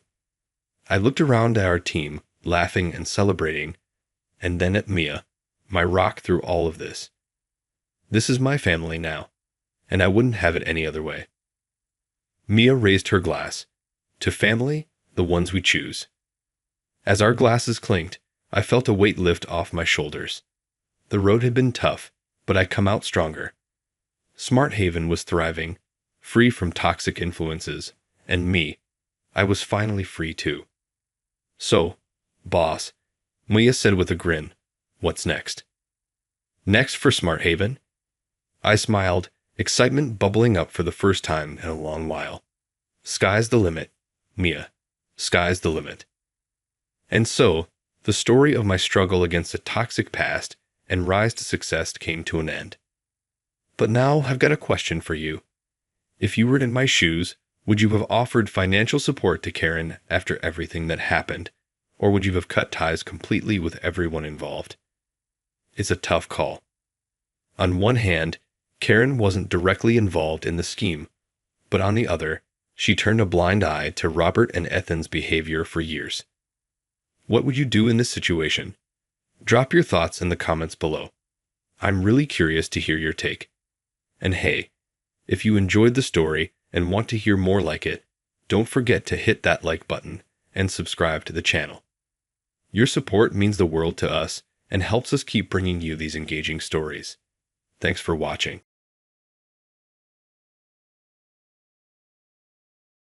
Hey everyone, I'm Olivia Parker. I'm 25, barely scraping by in a tiny apartment while chasing my dream of becoming an investigative journalist. It's not easy, let me tell you, but I've always been a fighter, even when the odds were stacked against me. Growing up, everything was always about my sister, Megan this, Megan that. My dad, Richard Parker, the big shot businessman, couldn't see past his precious little princess. Me, I was practically invisible. I remember one time I got straight A's on my report card. I was so excited to show him. I ran into his office waving it around like it was a winning lottery ticket. You know what he said? That's nice, sweetie. Did you see Megan's new dance routine? Typical. Megan twirls in a tutu and Dad throws a party. I bust my butt to get into college. Crickets. But hey, I've got my people. There's Zoe, my ride or die best friend since high school. She's the one who keeps me sane when the family drama gets too heavy. Liv, you're worth 10 of Megan, and your dad's an idiot for not seeing it. She once said, over cheap wine and even cheaper takeout. Then there's Sam, my mentor at the local paper, a grizzled old journalist who's seen it all. Kid, you've got the nose for news, he said to me just yesterday. Keep digging, and you'll go places. Speaking of digging, I think I'm onto something big. There's this construction company that's been winning all the city contracts lately, and something smells off. I'm determined to find out what's really going on. I was at the office late last night piecing together some leads. It was well past midnight when I finally called it a night. As I drove home, my mind raced with possibilities. This could be it, my big break. Watch out, world. I muttered to myself, grinning at my reflection in the rearview mirror. Olivia Parker is coming for you. Little did I know the world had other plans. As I pulled into my apartment complex, I spotted Megan's car, parked crook, taking up 2 spaces, classic Megan, probably stumbling home from another party. I shook my head. Some things never change. I trudged up to my apartment, fumbling with my keys, when my phone buzzed. It was Dad. Asterisk Olivia, your sister needs a ride home from the police station. Go get her, asterisk. I stared at the message, my blood boiling. Of course, Princess Megan needed saving again. And of course, Daddy dearest couldn't be bothered to do it himself. Asterisk story, Dad asterisk, I typed back. Asterisk give got an early morning. Maybe you should call her and Uber asterisk. I turned off my phone before he could reply. Tomorrow was a new day, and I had a story to chase. Little did I know, it would be a story that would change everything. That night, as I drove home from a late-night stakeout, my mind buzzed with the leads I'd uncovered. Then suddenly, headlights blinded me from behind. Before I could react, a car slammed into my rear bumper. What the hell? I screamed, gripping the wheel as my car spun out of control. The next few moments were a blur of screeching tires and shattering glass. When everything finally stopped, I found myself in a ditch, my car crumpled around me. Pain shot through my body as I tried to move. I fumbled for my phone, my hands shaking as I dialed Dad. Dad, I've been in an accident. My car's totaled. I need help. Olivia, it's 2 a.m. Can't this wait until morning? No, Dad, I'm hurt. I'm stranded. Look, I'm busy. Call a tow truck or something. The line went dead. I stared at my phone in disbelief, tears welling up in my eyes. Hours later, I found myself sitting in the ER, nursing a sprained wrist and a bruised ego when my phone buzzed. It was Zoe. Girl, where are you? I've been trying to reach you all night. So, you won't believe what happened. I told her everything, the accident, Dad hanging up on me, the hours I spent waiting for help. That's messed up, Liv, but wait, there's more, Zoe said. Your sister got arrested last night for DUI. What? Megan?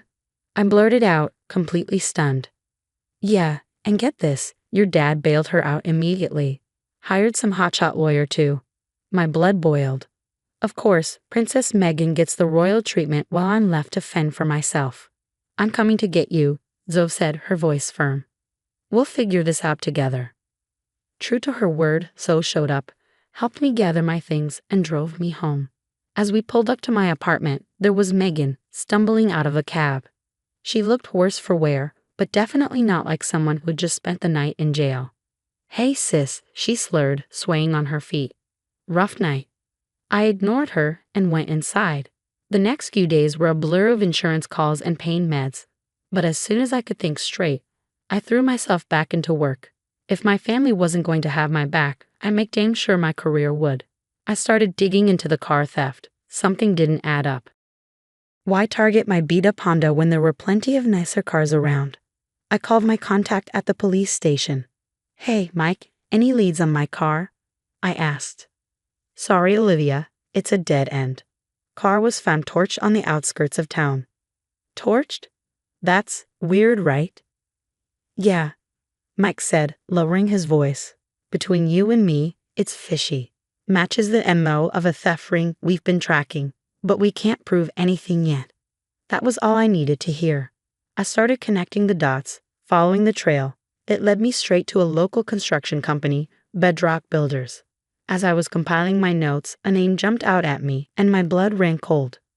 Listed as a major client of Bedrock Builders was Parker Enterprises, my father's company. I sat back, mind reeling. Was this why Dad was so dismissive when I called? Did he know something about the theft? Just then, my phone rang. It was Sam from the paper. Kid, you better get down here. That story you've been working on, it just got a whole lot bigger. I grabbed my coat, my heart racing. Whatever was going on, I was going to get to the bottom of it, even if it meant taking down my own family. When I stormed into the newsroom, Sam was waiting for me, a grim look on his face. Your hunch about bedrock builders? It's just the tip of the iceberg. Look at this. He handed me a stack of documents. As I flipped through them, my stomach dropped. These are my father's company records. Yep, and they don't add up. Not by a long shot. The next few days were a whirlwind. I barely slept as I pored over the numbers, trying to make sense of it all. But the more I dug, the worse it got. Embezzlement, fraud, money laundering. My father was neck deep in it. And Megan. Her wild lifestyle, the constant emergencies that needed Dad's financial intervention. It was all a smokescreen. A way to explain away the missing money.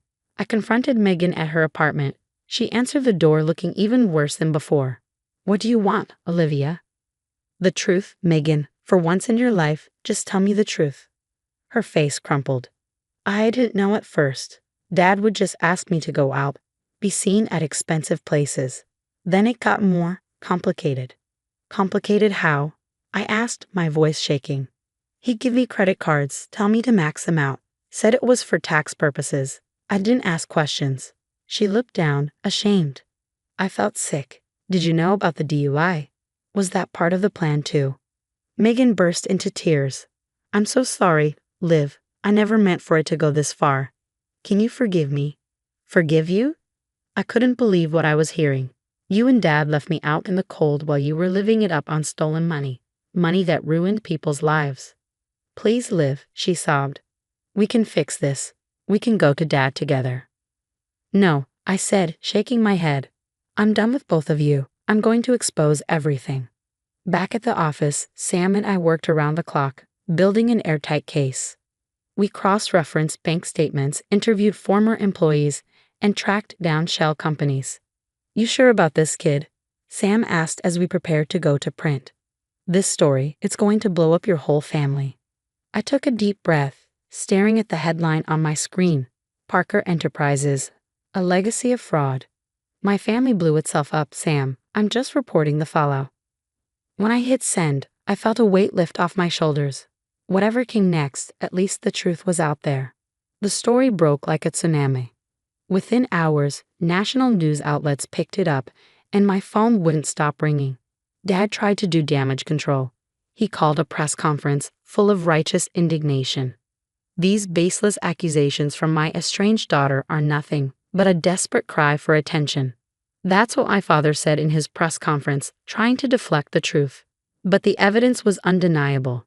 Former employees came forward, corroborating everything in my story. It wasn't long before the FBI got involved, raiding the offices of Parker Enterprises. I watched it all unfold from a distance, feeling strangely detached. This was what I wanted, right? The truth out in the open. My career skyrocketed. I became the go-to journalist for corruption stories. I was invited to speak at conferences, offered book deals. But the success felt hollow. One night, Megan showed up at my apartment looking lost. Dad's assets are frozen, she said, her voice shaking. I don't know what to do, Liv. Figure it out, Megan, I replied coldly. That's what the rest of us do. She looked at me, eyes pleading. Can't we just start over? Be sisters again? I stared at her, really looked at her, maybe for the first time in years. No, Megan, we can't. Some bridges, once burned, stay that way. Months passed, and Dad's empire crumbled. He was indicted on multiple charges: fraud, embezzlement, tax evasion. The trial was a media circus, and through it all, I kept working, kept digging, kept exposing the truth. Then, out of nowhere, I got a call from the police. Miss Parker, we've arrested the guy who stole your car that night. Turns out he was part of a larger theft ring. Thought you'd want to know. I thanked him and hung up, feeling dazed. It was like closing a chapter I'd forgotten was still open. A year to the day after my story broke, I found myself on stage, accepting the Pulitzer Prize for investigative reporting. As I stepped up to the microphone, I held the award tight. This is for everyone who's ever been told their voice doesn't matter. For everyone who's been pushed aside, ignored, or silenced. Your truth matters. Your story matters. Never stop fighting to be heard. As I stepped off the stage, clutching my award, I felt something I hadn't expected: freedom. I had lost my family, but I had found my voice. And that, I realized, was worth everything. Now we want to hear from you. If you were in Olivia's shoes, would you have exposed your family's crimes, knowing it could destroy your relationships and potentially ruin their lives? Or would you have tried to handle it privately to protect them? This is a tough moral dilemma with no easy answers. Some might argue that family loyalty should come first, while others believe that exposing corruption is always the right thing to do, no matter the personal cost. What would you do in this situation? Would your decision change if it wasn't your family but close friends instead? Share your thoughts in the comments below. We'd love to hear your perspective on this complex issue.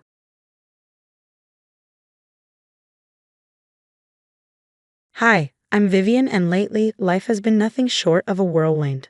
Honestly, I never thought I'd be sharing this, but life has a funny way of surprising you when you least expect it.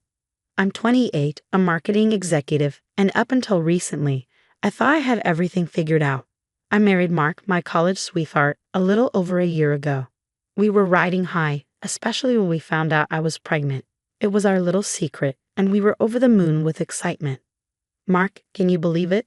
We're going to be parents. I squealed one night, barely able to contain myself. He pulled me into a tight hug, his eyes sparkling. I know, Viv, it's amazing. But remember, we're keeping it quiet until after the first trimester, he reminded me gently. I nodded, understanding the need for caution, but keeping such a huge secret was harder than I expected, especially around Mark's family. Oh, his family. Where do I even begin? There's Sandra, my mother-in-law, a woman who still seems to think her grown son needs constant mothering. Then there's Robert, Mark's dad, who's about as involved in family matters as the armchair he sits in. And Mark's siblings. Let's just say, Amy, his sister, looks at me like I stole her favorite toy, while Jake, his brother, barely acknowledges I exist. Family gatherings are always an experience, like last Sunday's lunch, for example. Mark, honey, your shirt's wrinkled. Viv, don't you know how to use an iron? Sandra's voice was sharp enough to slice through glass. I bit back my irritation. I'll make sure to double-check next time, Sandra, I replied, forcing a smile. Amy jumped in, adding fuel to the fire. Oh, Viv, don't stress. Not everyone's cut out for homemaking, she said with a smirk. I could feel my blood pressure rising, but I kept smiling, refusing to give them the satisfaction. Later, I called my best friend Tessa to vent. If Sandra makes one more passive-aggressive comment about my housekeeping, I'm going to lose it, I groaned. Tessa's laughter crackled through the phone. Girl, you married Mark, not his mother. Tell her to back off. I wish it were that simple. I sighed. Mark hates conflict, and I don't want to stir things up. But I swear, sometimes I feel like I'm drowning in their expectations. You've got to stand up for yourself, Viv, especially now with a baby on the way, she said, always the voice of reason. She was right, of course. But the thought of confrontation made my stomach churn, though, to be fair, that could have been the morning sickness. As the weeks passed, it became harder to keep our little secret. One night, while we were lying in bed, Mark turned to me, his face a mixture of excitement and nerves. Viv, I think it's time. Let's tell them about the baby at the family dinner next week, he said, his eyes searching mine. I hesitated. Part of me wanted to keep our bubble of happiness intact, away from Sandra's critical gaze and Amy's jealousy. But I knew we couldn't hide it forever. Okay, I agreed, trying to sound more confident than I felt. Let's do it. Still, I couldn't shake the feeling that this announcement would change everything. I just didn't realize how right I was, or how wrong things were about to go.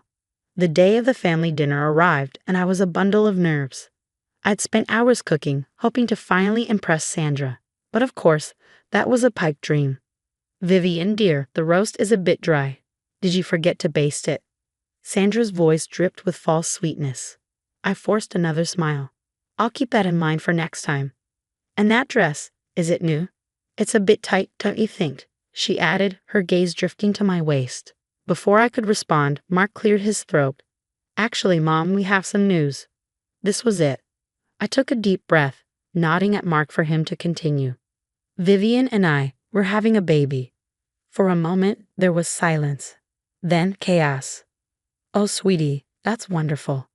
Robert beamed, offering a rare smile. Jake mumbled a half-hearted congratulations, while Amy's face twisted into an unmistakable scowl. But Sandra, her reaction was the one that shook me. Are you sure, Mark? How do you know she's not lying? My jaw dropped. Excuse me. Sandra's eyes narrowed. It's just convenient timing, isn't it? Just as Mark's career is taking off. What are you talking about, Mom? Mark sounded genuinely confused. Amy, of course, jumped in. Remember when Viv was so insistent about birth control? Funny how that's changed. I couldn't believe what I was hearing. That was over a year ago. We decided together that we were ready for a family. I protested, feeling the weight of their judgment crushing down on me.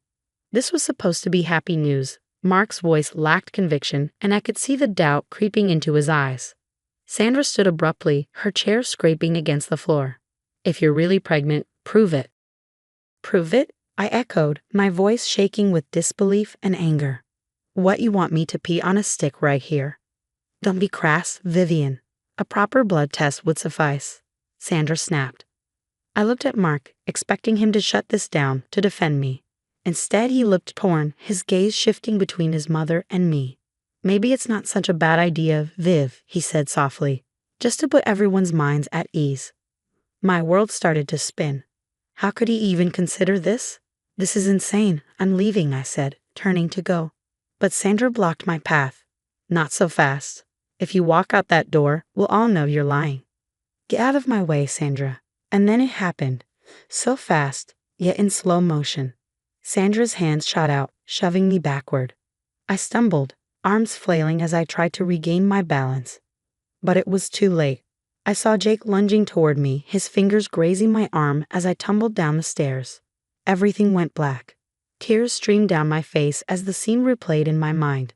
Sandra's hateful expression, Amy's smug face, Mark's weakness, and Jake's failed attempt to catch me. How could this be happening? As the ambulance raced to the hospital, only one thought consumed me. Would my baby survive this betrayal? And if so, how could I ever trust my husband or his family again? The ambulance screeched to a halt, and I was rushed into the ER. Doctors and nurses swarmed around me, their voices a blur of medical jargon. All I could focus on was one terrifying question. Was my baby okay? I blinked awake to the steady beeping of monitors. A doctor stood by my bed, smiling gently. Mrs. Thompson, you're awake. Good news, your baby is safe. You're both going to be okay. Relief washed over me, followed quickly by a wave of anger as I remembered why I was there. Mark hovered nearby, pale and conflicted. Viv, I'm so sorry. I don't know what happened. What happened? I cut him off, fury bubbling to the surface. Your mother pushed me down the stairs. That's what happened. He flinched. Mom says it was an accident. She was just trying to stop you from leaving. Before I could respond, Tessa burst into the room like a whirlwind. Vivian, oh my God, are you okay? She turned to Mark, her eyes blazing. And you? How could you let this happen? It wasn't. I didn't. Save it, Tessa snapped, cutting him off. She turned back to me, her voice soft. I'm here now, Viv. Whatever you need.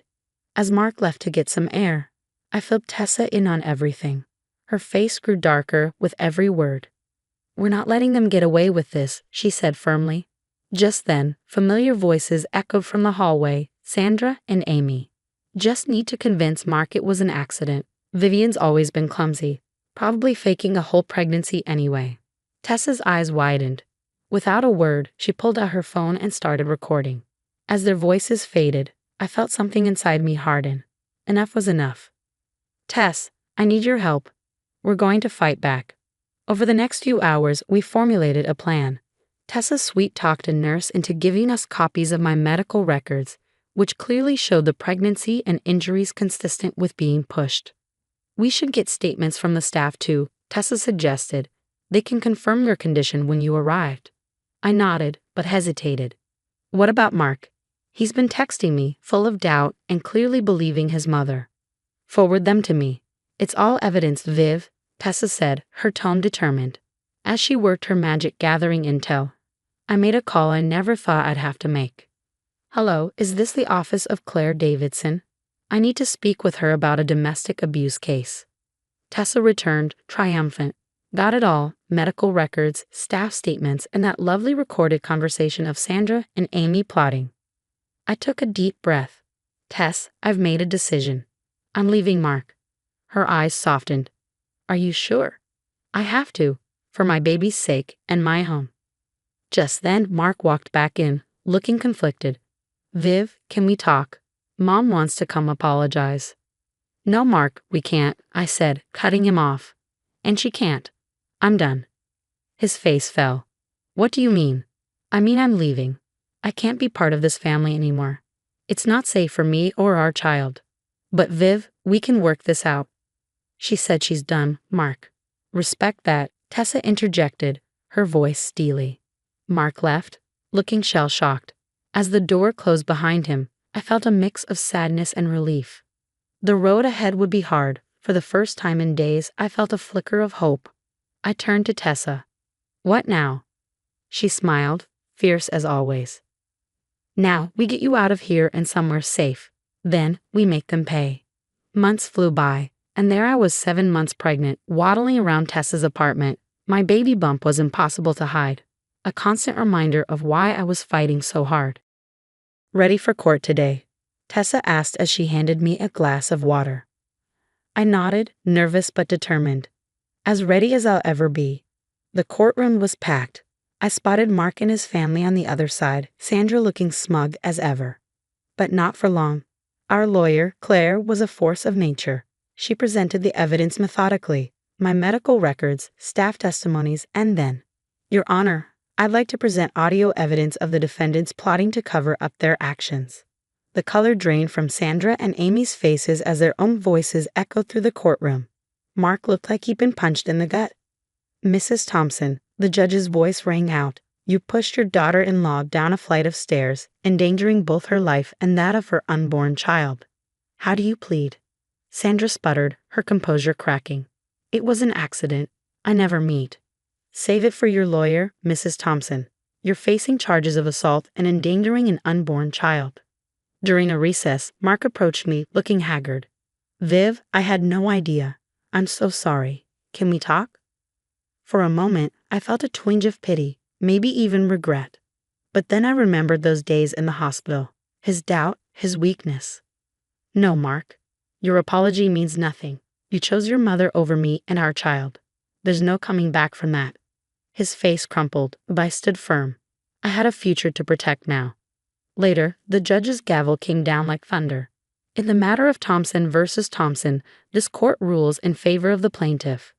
Mrs. Vivian Thompson is granted a divorce, full custody of the unborn child, and a settlement of $500,000 for emotional damages and medical expenses.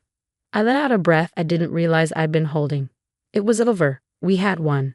2 years later, I'm blowing up balloons for my daughter Zoe's 2nd birthday. My little warrior, born against all odds, now toddles around, babbling happily. Tessa walks in, arms full of presents. Where's the birthday girl? Auntie Tessa's got goodies. I smile as I watch Zoe squeal with delight, and I can't help but reflect on how much has changed. I'm running my own marketing firm now, turning my pain into purpose by helping other survivors tell their stories. Sandra is serving her sentence. Turns out, pushing pregnant women down the stairs is frowned upon by the justice system. More friends arrive, filling the house with warmth and laughter. These are my people now, the family I've chosen. As the party winds down and I tuck an exhausted Zoe into bed, I whisper, Happy birthday, my brave girl. The world is yours. And mine too. I realize now that this is a world of new beginnings, hard-won and fiercely protected. Whatever comes next, I know we can handle it. After all, we already have. The story you've just heard is now over. But I have a question for you. If you were in my shoes, would you have given Mark a second chance? Was I too harsh in rejecting his apology, or was I right to protect myself and my daughter from future harm? This is a tough situation with no easy answers. What would you have done? Share your thoughts in the comments below. Your perspective might help someone going through a similar situation. If you found this story compelling, please give the video a like. It helps more people discover and learn from these difficult experiences. And if you want to hear more stories like this one, don't forget to subscribe. Your support means everything as we continue to share these important narratives.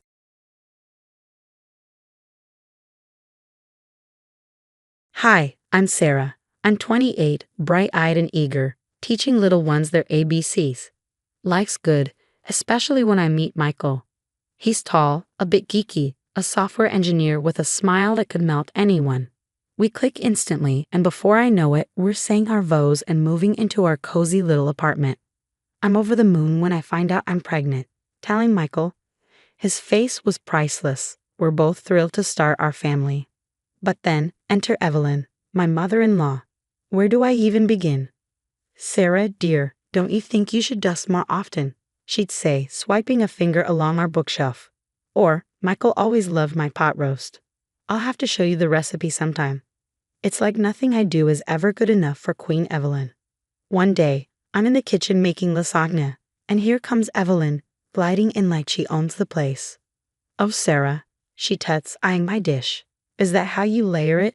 No wonder Michael's losing weight. I grit my teeth. Evelyn, I appreciate the advice, but this is how I make it. Well, if you say so, dear. I just want what's best for my son. And Michael? He's as helpful as a chocolate teapot when it comes to standing up to her. She means well, Sarah, he'd say, shrugging.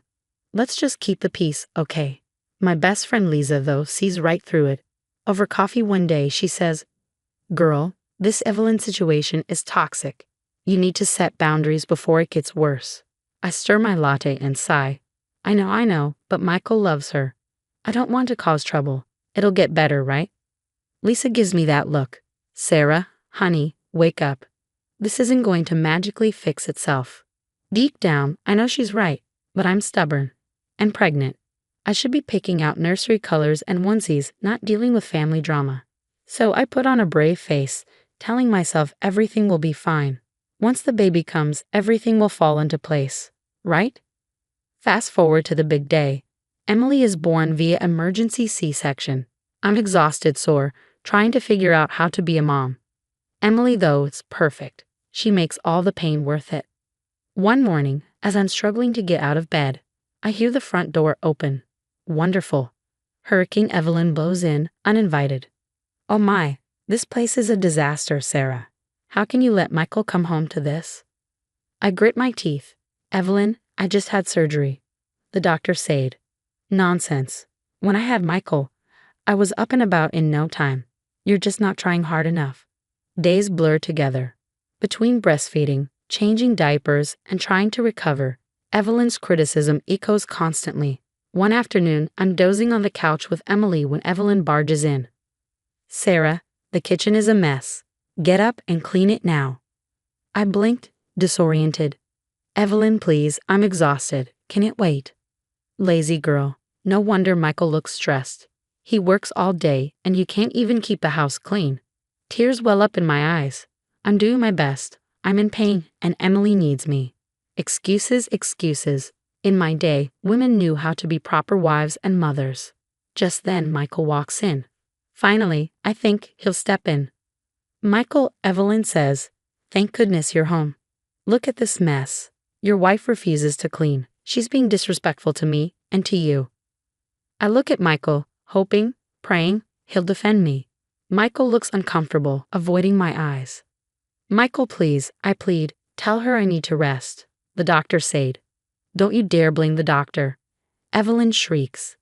Michael, are you really going to let her speak to me like this after everything I've done for you? Michael runs a hand through his hair, torn. Sarah, maybe you could just tidy up a bit, to keep the peace. I stare at him, incredulous. Are you serious? I can barely walk. Evelyn's voice turns sickly sweet. See how she defies you, Michael. A good wife would listen to her husband. What happens next feels like slow motion. Michael's face hardens, and before I can react, his hand connects with my cheek. The slap echoes through the room, and silence falls. I touch my stinging face, shock and disbelief flooding me. Emily starts crying, and I clutch her close, backing away from Michael. There, Evelyn says smugly, sometimes a woman needs to be put in her place. I'm shaking, tears streaming down my face. This can't be happening. I fumble for my phone and dial Lisa's number. Lisa, I need help. Can you come over, please? 20 minutes later, Lisa bursts through the door with her brother, Mark, in tow. One look at my face and Lisa's eyes narrow. What the hell happened here? Mark, always the lawyer, takes charge. Sarah, grab what you need for you and the baby. You're not staying here tonight.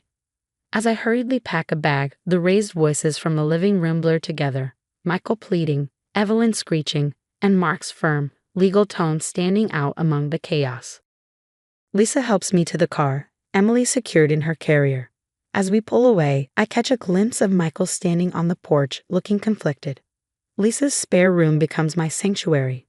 Emily and I settle in, surrounded by boxes of hastily packed belongings and a sea of uncertainty. But at least we're safe. You sure you want to go through with this? Lisa asks one morning, watching me fill out divorce papers. What choice do I have? I can't go back, not after that. I reply, the weight of my decision heavy. She nods, understanding in her eyes. Have you thought about therapy? It might help sort through all of this mess. Turns out, she was right. My therapist, Dr. Chen, became my lifeline.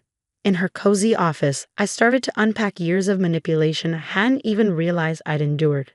Sarah, I want you to start documenting Evelyn's behavior, Dr. Chen suggested one day.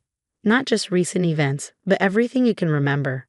As I dug through my memories, a pattern emerged: Evelyn's constant criticism, her way of turning Michael against me. It all started to make a sick kind of sense. One night, unable to sleep, I scrolled through Michael's old Facebook photos. A face caught my eye: his ex-girlfriend, Jessica. On a whim, I sent her a message. Jessica's reply came faster than I expected. Sarah, oh my God. I've wanted to reach out to you for years. Are you okay? We met for coffee, and the floodgates opened. Jessica's story mirrored mine in so many ways. Evelyn's criticism, the manipulation, Michael's inability to stand up to his mother. It was like she had this hold over him. Jessica explained, stirring her latte. I couldn't take it anymore. I had to get out.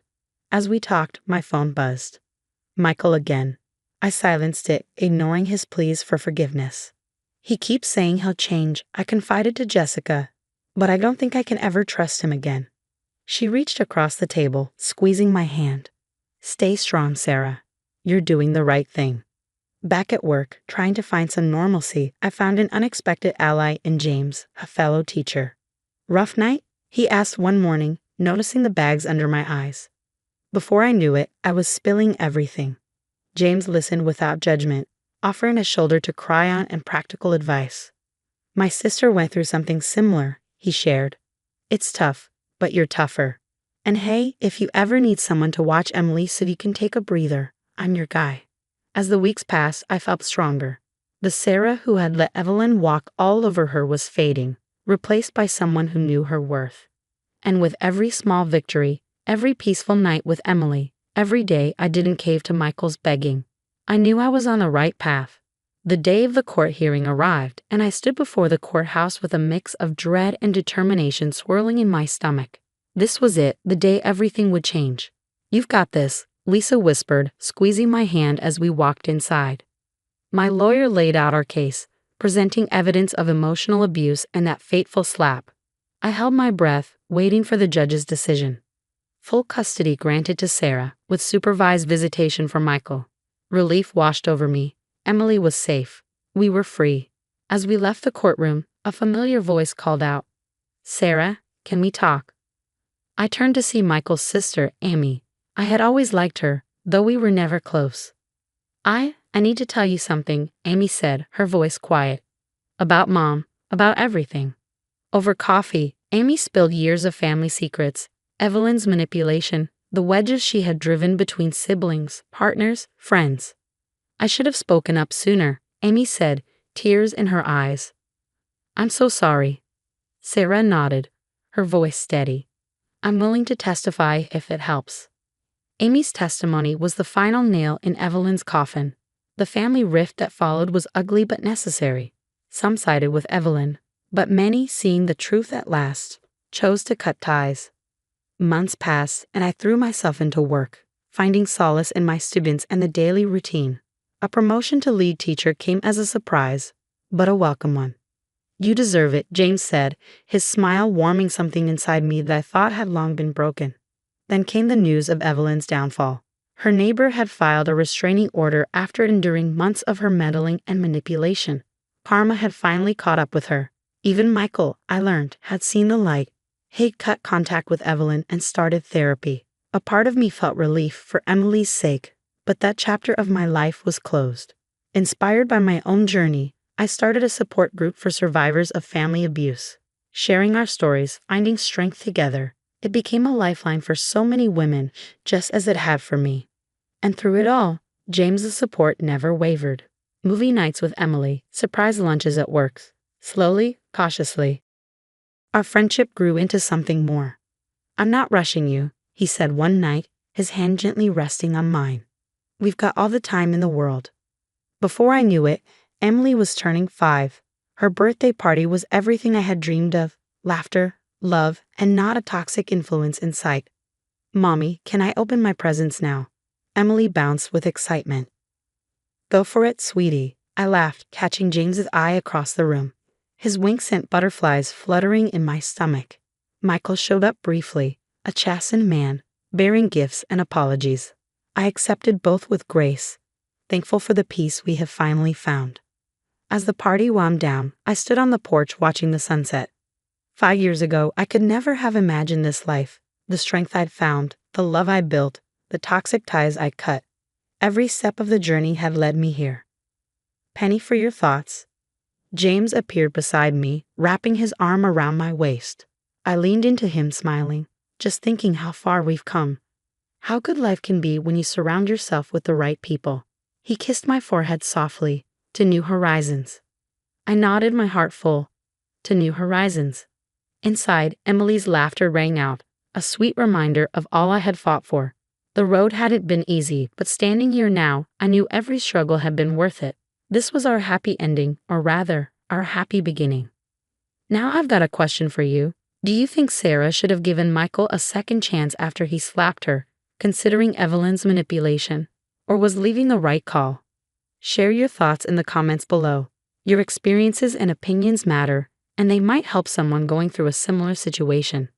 If this story resonated with you, hit that like button and subscribe for more real-life stories and discussions. Let's keep the conversation going.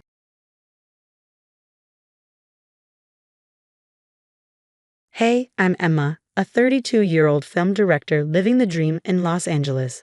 Right now, I'm standing in front of my closet, debating what to wear for my 5th wedding anniversary party. 5 years already, can you believe it? It feels like just yesterday that Michael and I were exchanging vows after our whirlwind romance. "Babe, have you seen my diamond earrings?" I call up to Michael. "Check the top drawer where you always leave them," he replies, sounding a bit exasperated. I roll my eyes. Right, because I'm so forgetful. I mutter under my breath as I fish out the earrings. Catching my reflection in the mirror, I smile to myself. Not too bad for someone who spends more time behind a camera than in front of one. With a final deep breath, I smooth down my dress. Showtime. The doorbell rings and I hear Michael greeting the first guests. Plastering on my best hostess smile, I head downstairs. "Emma, darling, you look absolutely stunning."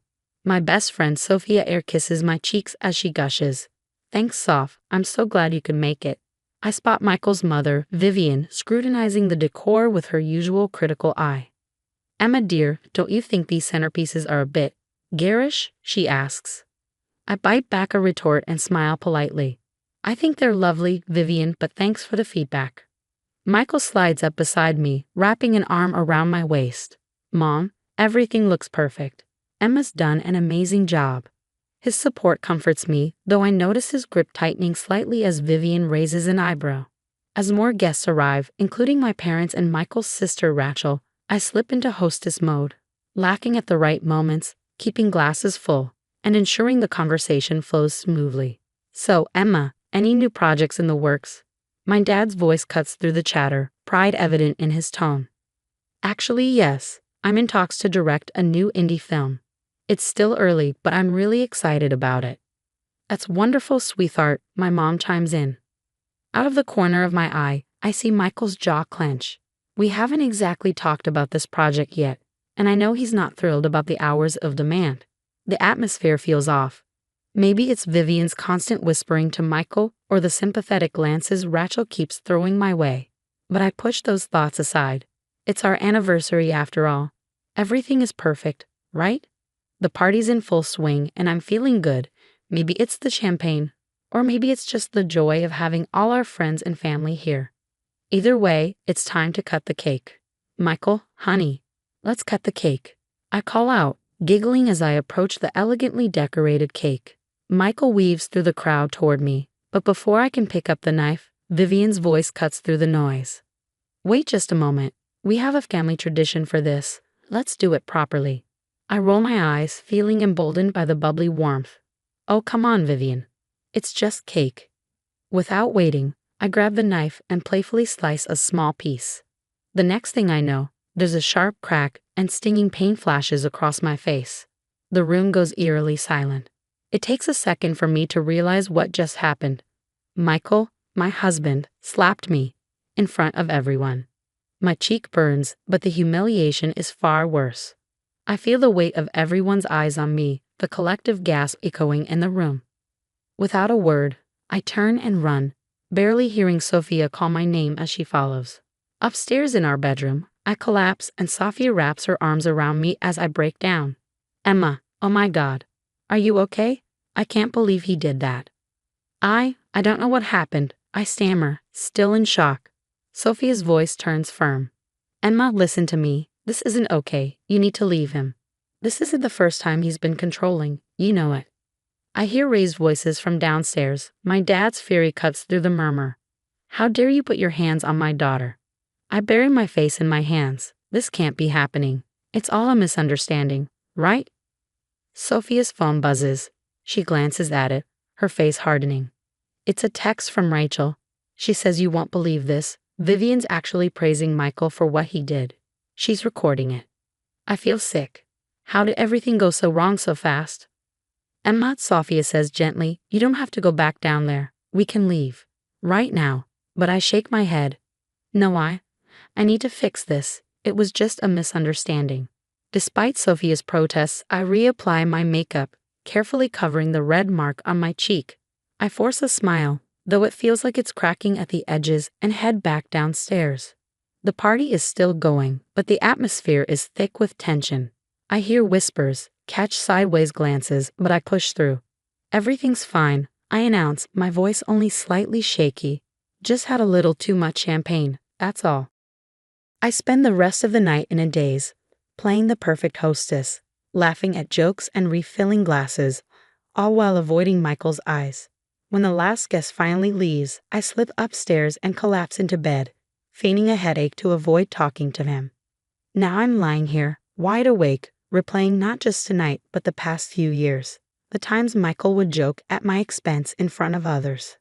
How he always seemed to know where I was and who I was with, and how Vivian was always there, hovering, criticizing, pushing. I roll over, burying my face in the pillow. It was just a mistake, right? He didn't mean it. He loves me, doesn't he? Weeks have passed since the party, and I've thrown myself into work, trying to bury the memory of that night. I've been avoiding calls from Sophia and my parents, making excuses about being too busy with a new project. It's easier than facing the truth. Emma, we need to go over these storyboards. Jack, the new producer, says as he walks into my office. I look up, startled. Oh, right. Sorry, I was lost in thought. Jack smiles, and for the first time in weeks, I feel seen. No worries. How about we grab some coffee and go through them? As we work, I find myself relaxing. Jack actually listens to my ideas, values my input. It's refreshing. Then my phone buzzes. Sophia again. I silence it quickly. Everything okay? Jack asks, concern in his eyes. I force a smile. Yeah, just personal stuff. Later that day, I finally cave and call Sophia back. Emma, thank God, she says as soon as she answers. We need to talk. Can you meet me? There's something in her voice that makes me agree. An hour later, I'm sitting across from Sophia and Rachel in a quiet cafe, my stomach in knots. Emma, we found some things, Sophia starts, her voice soft. Rachel, show her. Rachel slides a folder across the table toward me. I'm so sorry, Emma, but you need to see this. My hands tremble as I open the folder. Financial records, emails, photos. My world starts spinning. He's been embezzling from your company, Sophia says gently. And that's not all. Rachel pulls out her phone and plays an audio recording. I hear Michael's voice, followed by Vivian's. We need to get control of her assets before she catches on, Michael says. Once the divorce is final. I feel like I'm going to be sick. Divorce? But Rachel's face is full of sympathy, and I know there's more. He's been having an affair, she says quietly, with his assistant. The cafe suddenly feels too small, the walls closing in. I stumble out onto the street, Sophia and Rachel right behind me. Emma, breathe, Sophia says, grabbing my shoulders. I know it's a lot, but we're here for you. As the shock begins to wear off, anger rises in its place. How long have you known? I ask, my voice unsteady. We started digging after the party, Rachel admits. I couldn't stand by any longer, not after what he did. I take a deep breath, trying to steady myself. What else? They exchange glances before Sophia speaks. Vivian's been spreading rumors, trying to ruin your reputation in the industry. I laugh bitterly. Of course she has. Rachel hesitates, her voice soft. There's something else, Emma. Michael. He's planning to file for divorce. He wants control of everything you've built. I feel like I've been punched in the gut again, but beneath the pain, there's something else. Determination. No, I say, my voice firmer than I feel. No, he's not going to take anything from me, not anymore. Sophia squeezes my hand. What do you want to do? I straighten up, meeting their eyes. I want to fight back. I want to protect myself, my career, everything I've worked for. And I want Michael to pay for what he's done. Rachel nods. We're with you, Emma, all the way. As we start to plan our next move, a strange mix of emotions floods through me. Yes, I'm devastated, but I'm also angry. For the first time in a long time, I feel powerful. Michael thinks he can destroy me? Let him try. I'm done being a victim in this story. It's time to write my own ending. For weeks, I've been working nonstop, setting my plan into motion. Late nights with lawyers, secret meetings with my parents, and endless preparation for tonight's gala. My hands tremble as I adjust my dress, knowing what's about to unfold. You ready for this? Sophia asks, squeezing my hand. I take a deep breath. As ready as I'll ever be. We step into the gala, and I spot Michael and Vivian almost immediately. They're working the room, all smiles and charm. If only everyone knew the truth. Emma, darling. Michael calls out, his voice dripping with false sweetness. Come, let me introduce you to the Spielbergs. I plaster on a smile. In a minute, honey. I need to prepare for my announcement. As I make my way toward the stage, I catch Rachel's eye. She gives me a subtle nod. Everything is in place. Ladies and gentlemen, I begin, my voice steady despite the rapid beating of my heart. I'm thrilled to announce my latest project. It's a story about truth, justice, and the masks we wear. I pause, glancing at Michael's smug expression. He thinks this is just another career move. But tonight, it's so much more. Before I tell you about the film, I continue. I'd like to share a different story. My story. The lights dim, and a video begins to play. Gasps ripple through the room as footage of Michael's abuse fills the screen. His face twists in fury as he realizes his private misdeeds are now laid bare for all to see. What is this? He shouts, his voice full of rage. But his outburst is drowned out by Vivian's recorded scheming. The audience watches in shock as financial records flash across the screen, followed by testimonials from former employees. Michael and Vivian try to push through the crowd, desperate to flee, but they're met at the exit by police officers. Michael Thompson, you're under arrest for embezzlement and domestic abuse, an officer announces as he cuffs him. Vivian shrieks, you can't do this. Do you know who we are? But her protests fall on deaf ears as they're both led away.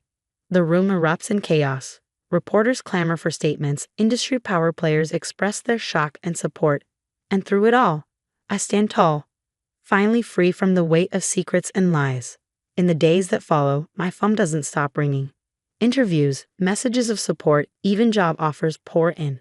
But what I cherish most are the quiet moments with Sophia, Rachel, and my parents. I'm so proud of you, sweetheart, my mom says, hugging me tightly. Weeks turn into months, and I throw myself into my new film, surrounded by a crew that respects and supports me. The healing process is slow, but each day, I feel stronger. Cut. That's a wrap on scene 12. I call out, grinning at my team as we break for lunch. My phone buzzes. It's a message from Michael, currently awaiting trial. Another tearful apology, begging for forgiveness. Without hesitation, I delete it. That chapter of my life is closed. Hey, Emma, Jack calls out, waving a script. Got a minute to go over these rewrites? I smile, feeling genuinely happy for the first time in years. Absolutely. As we walk together, discussing ideas, I realize something profound. My happily ever after isn't about finding the perfect partner or having a flawless life. It's about being true to myself, surrounded by people who genuinely care. The sun is setting as we finish for the day, and I look around at my crew, my friends, my chosen family. This is where I belong. This is my story, and I'm writing every page. All right, team, I say, clapping my hands. Let's get ready for tomorrow. We've got a movie to make. As we pack up, laughing and chatting, I feel a sense of peace wash over me. The future is bright, and this time, I'm in control. And you know what? I wouldn't have it any other way. The story has come to an end, but now I have a question for you. If you were in Emma's shoes, would you have exposed Michael and Vivian publicly at the gala, or handled the situation privately? Share your thoughts in the comments below. Your experiences and opinions matter, and they could help someone in a similar situation. If you found Emma's journey powerful, don't forget to hit that like button. And for more stories of triumph over adversity, subscribe to our channel. Thanks for watching, and remember, your story isn't over yet.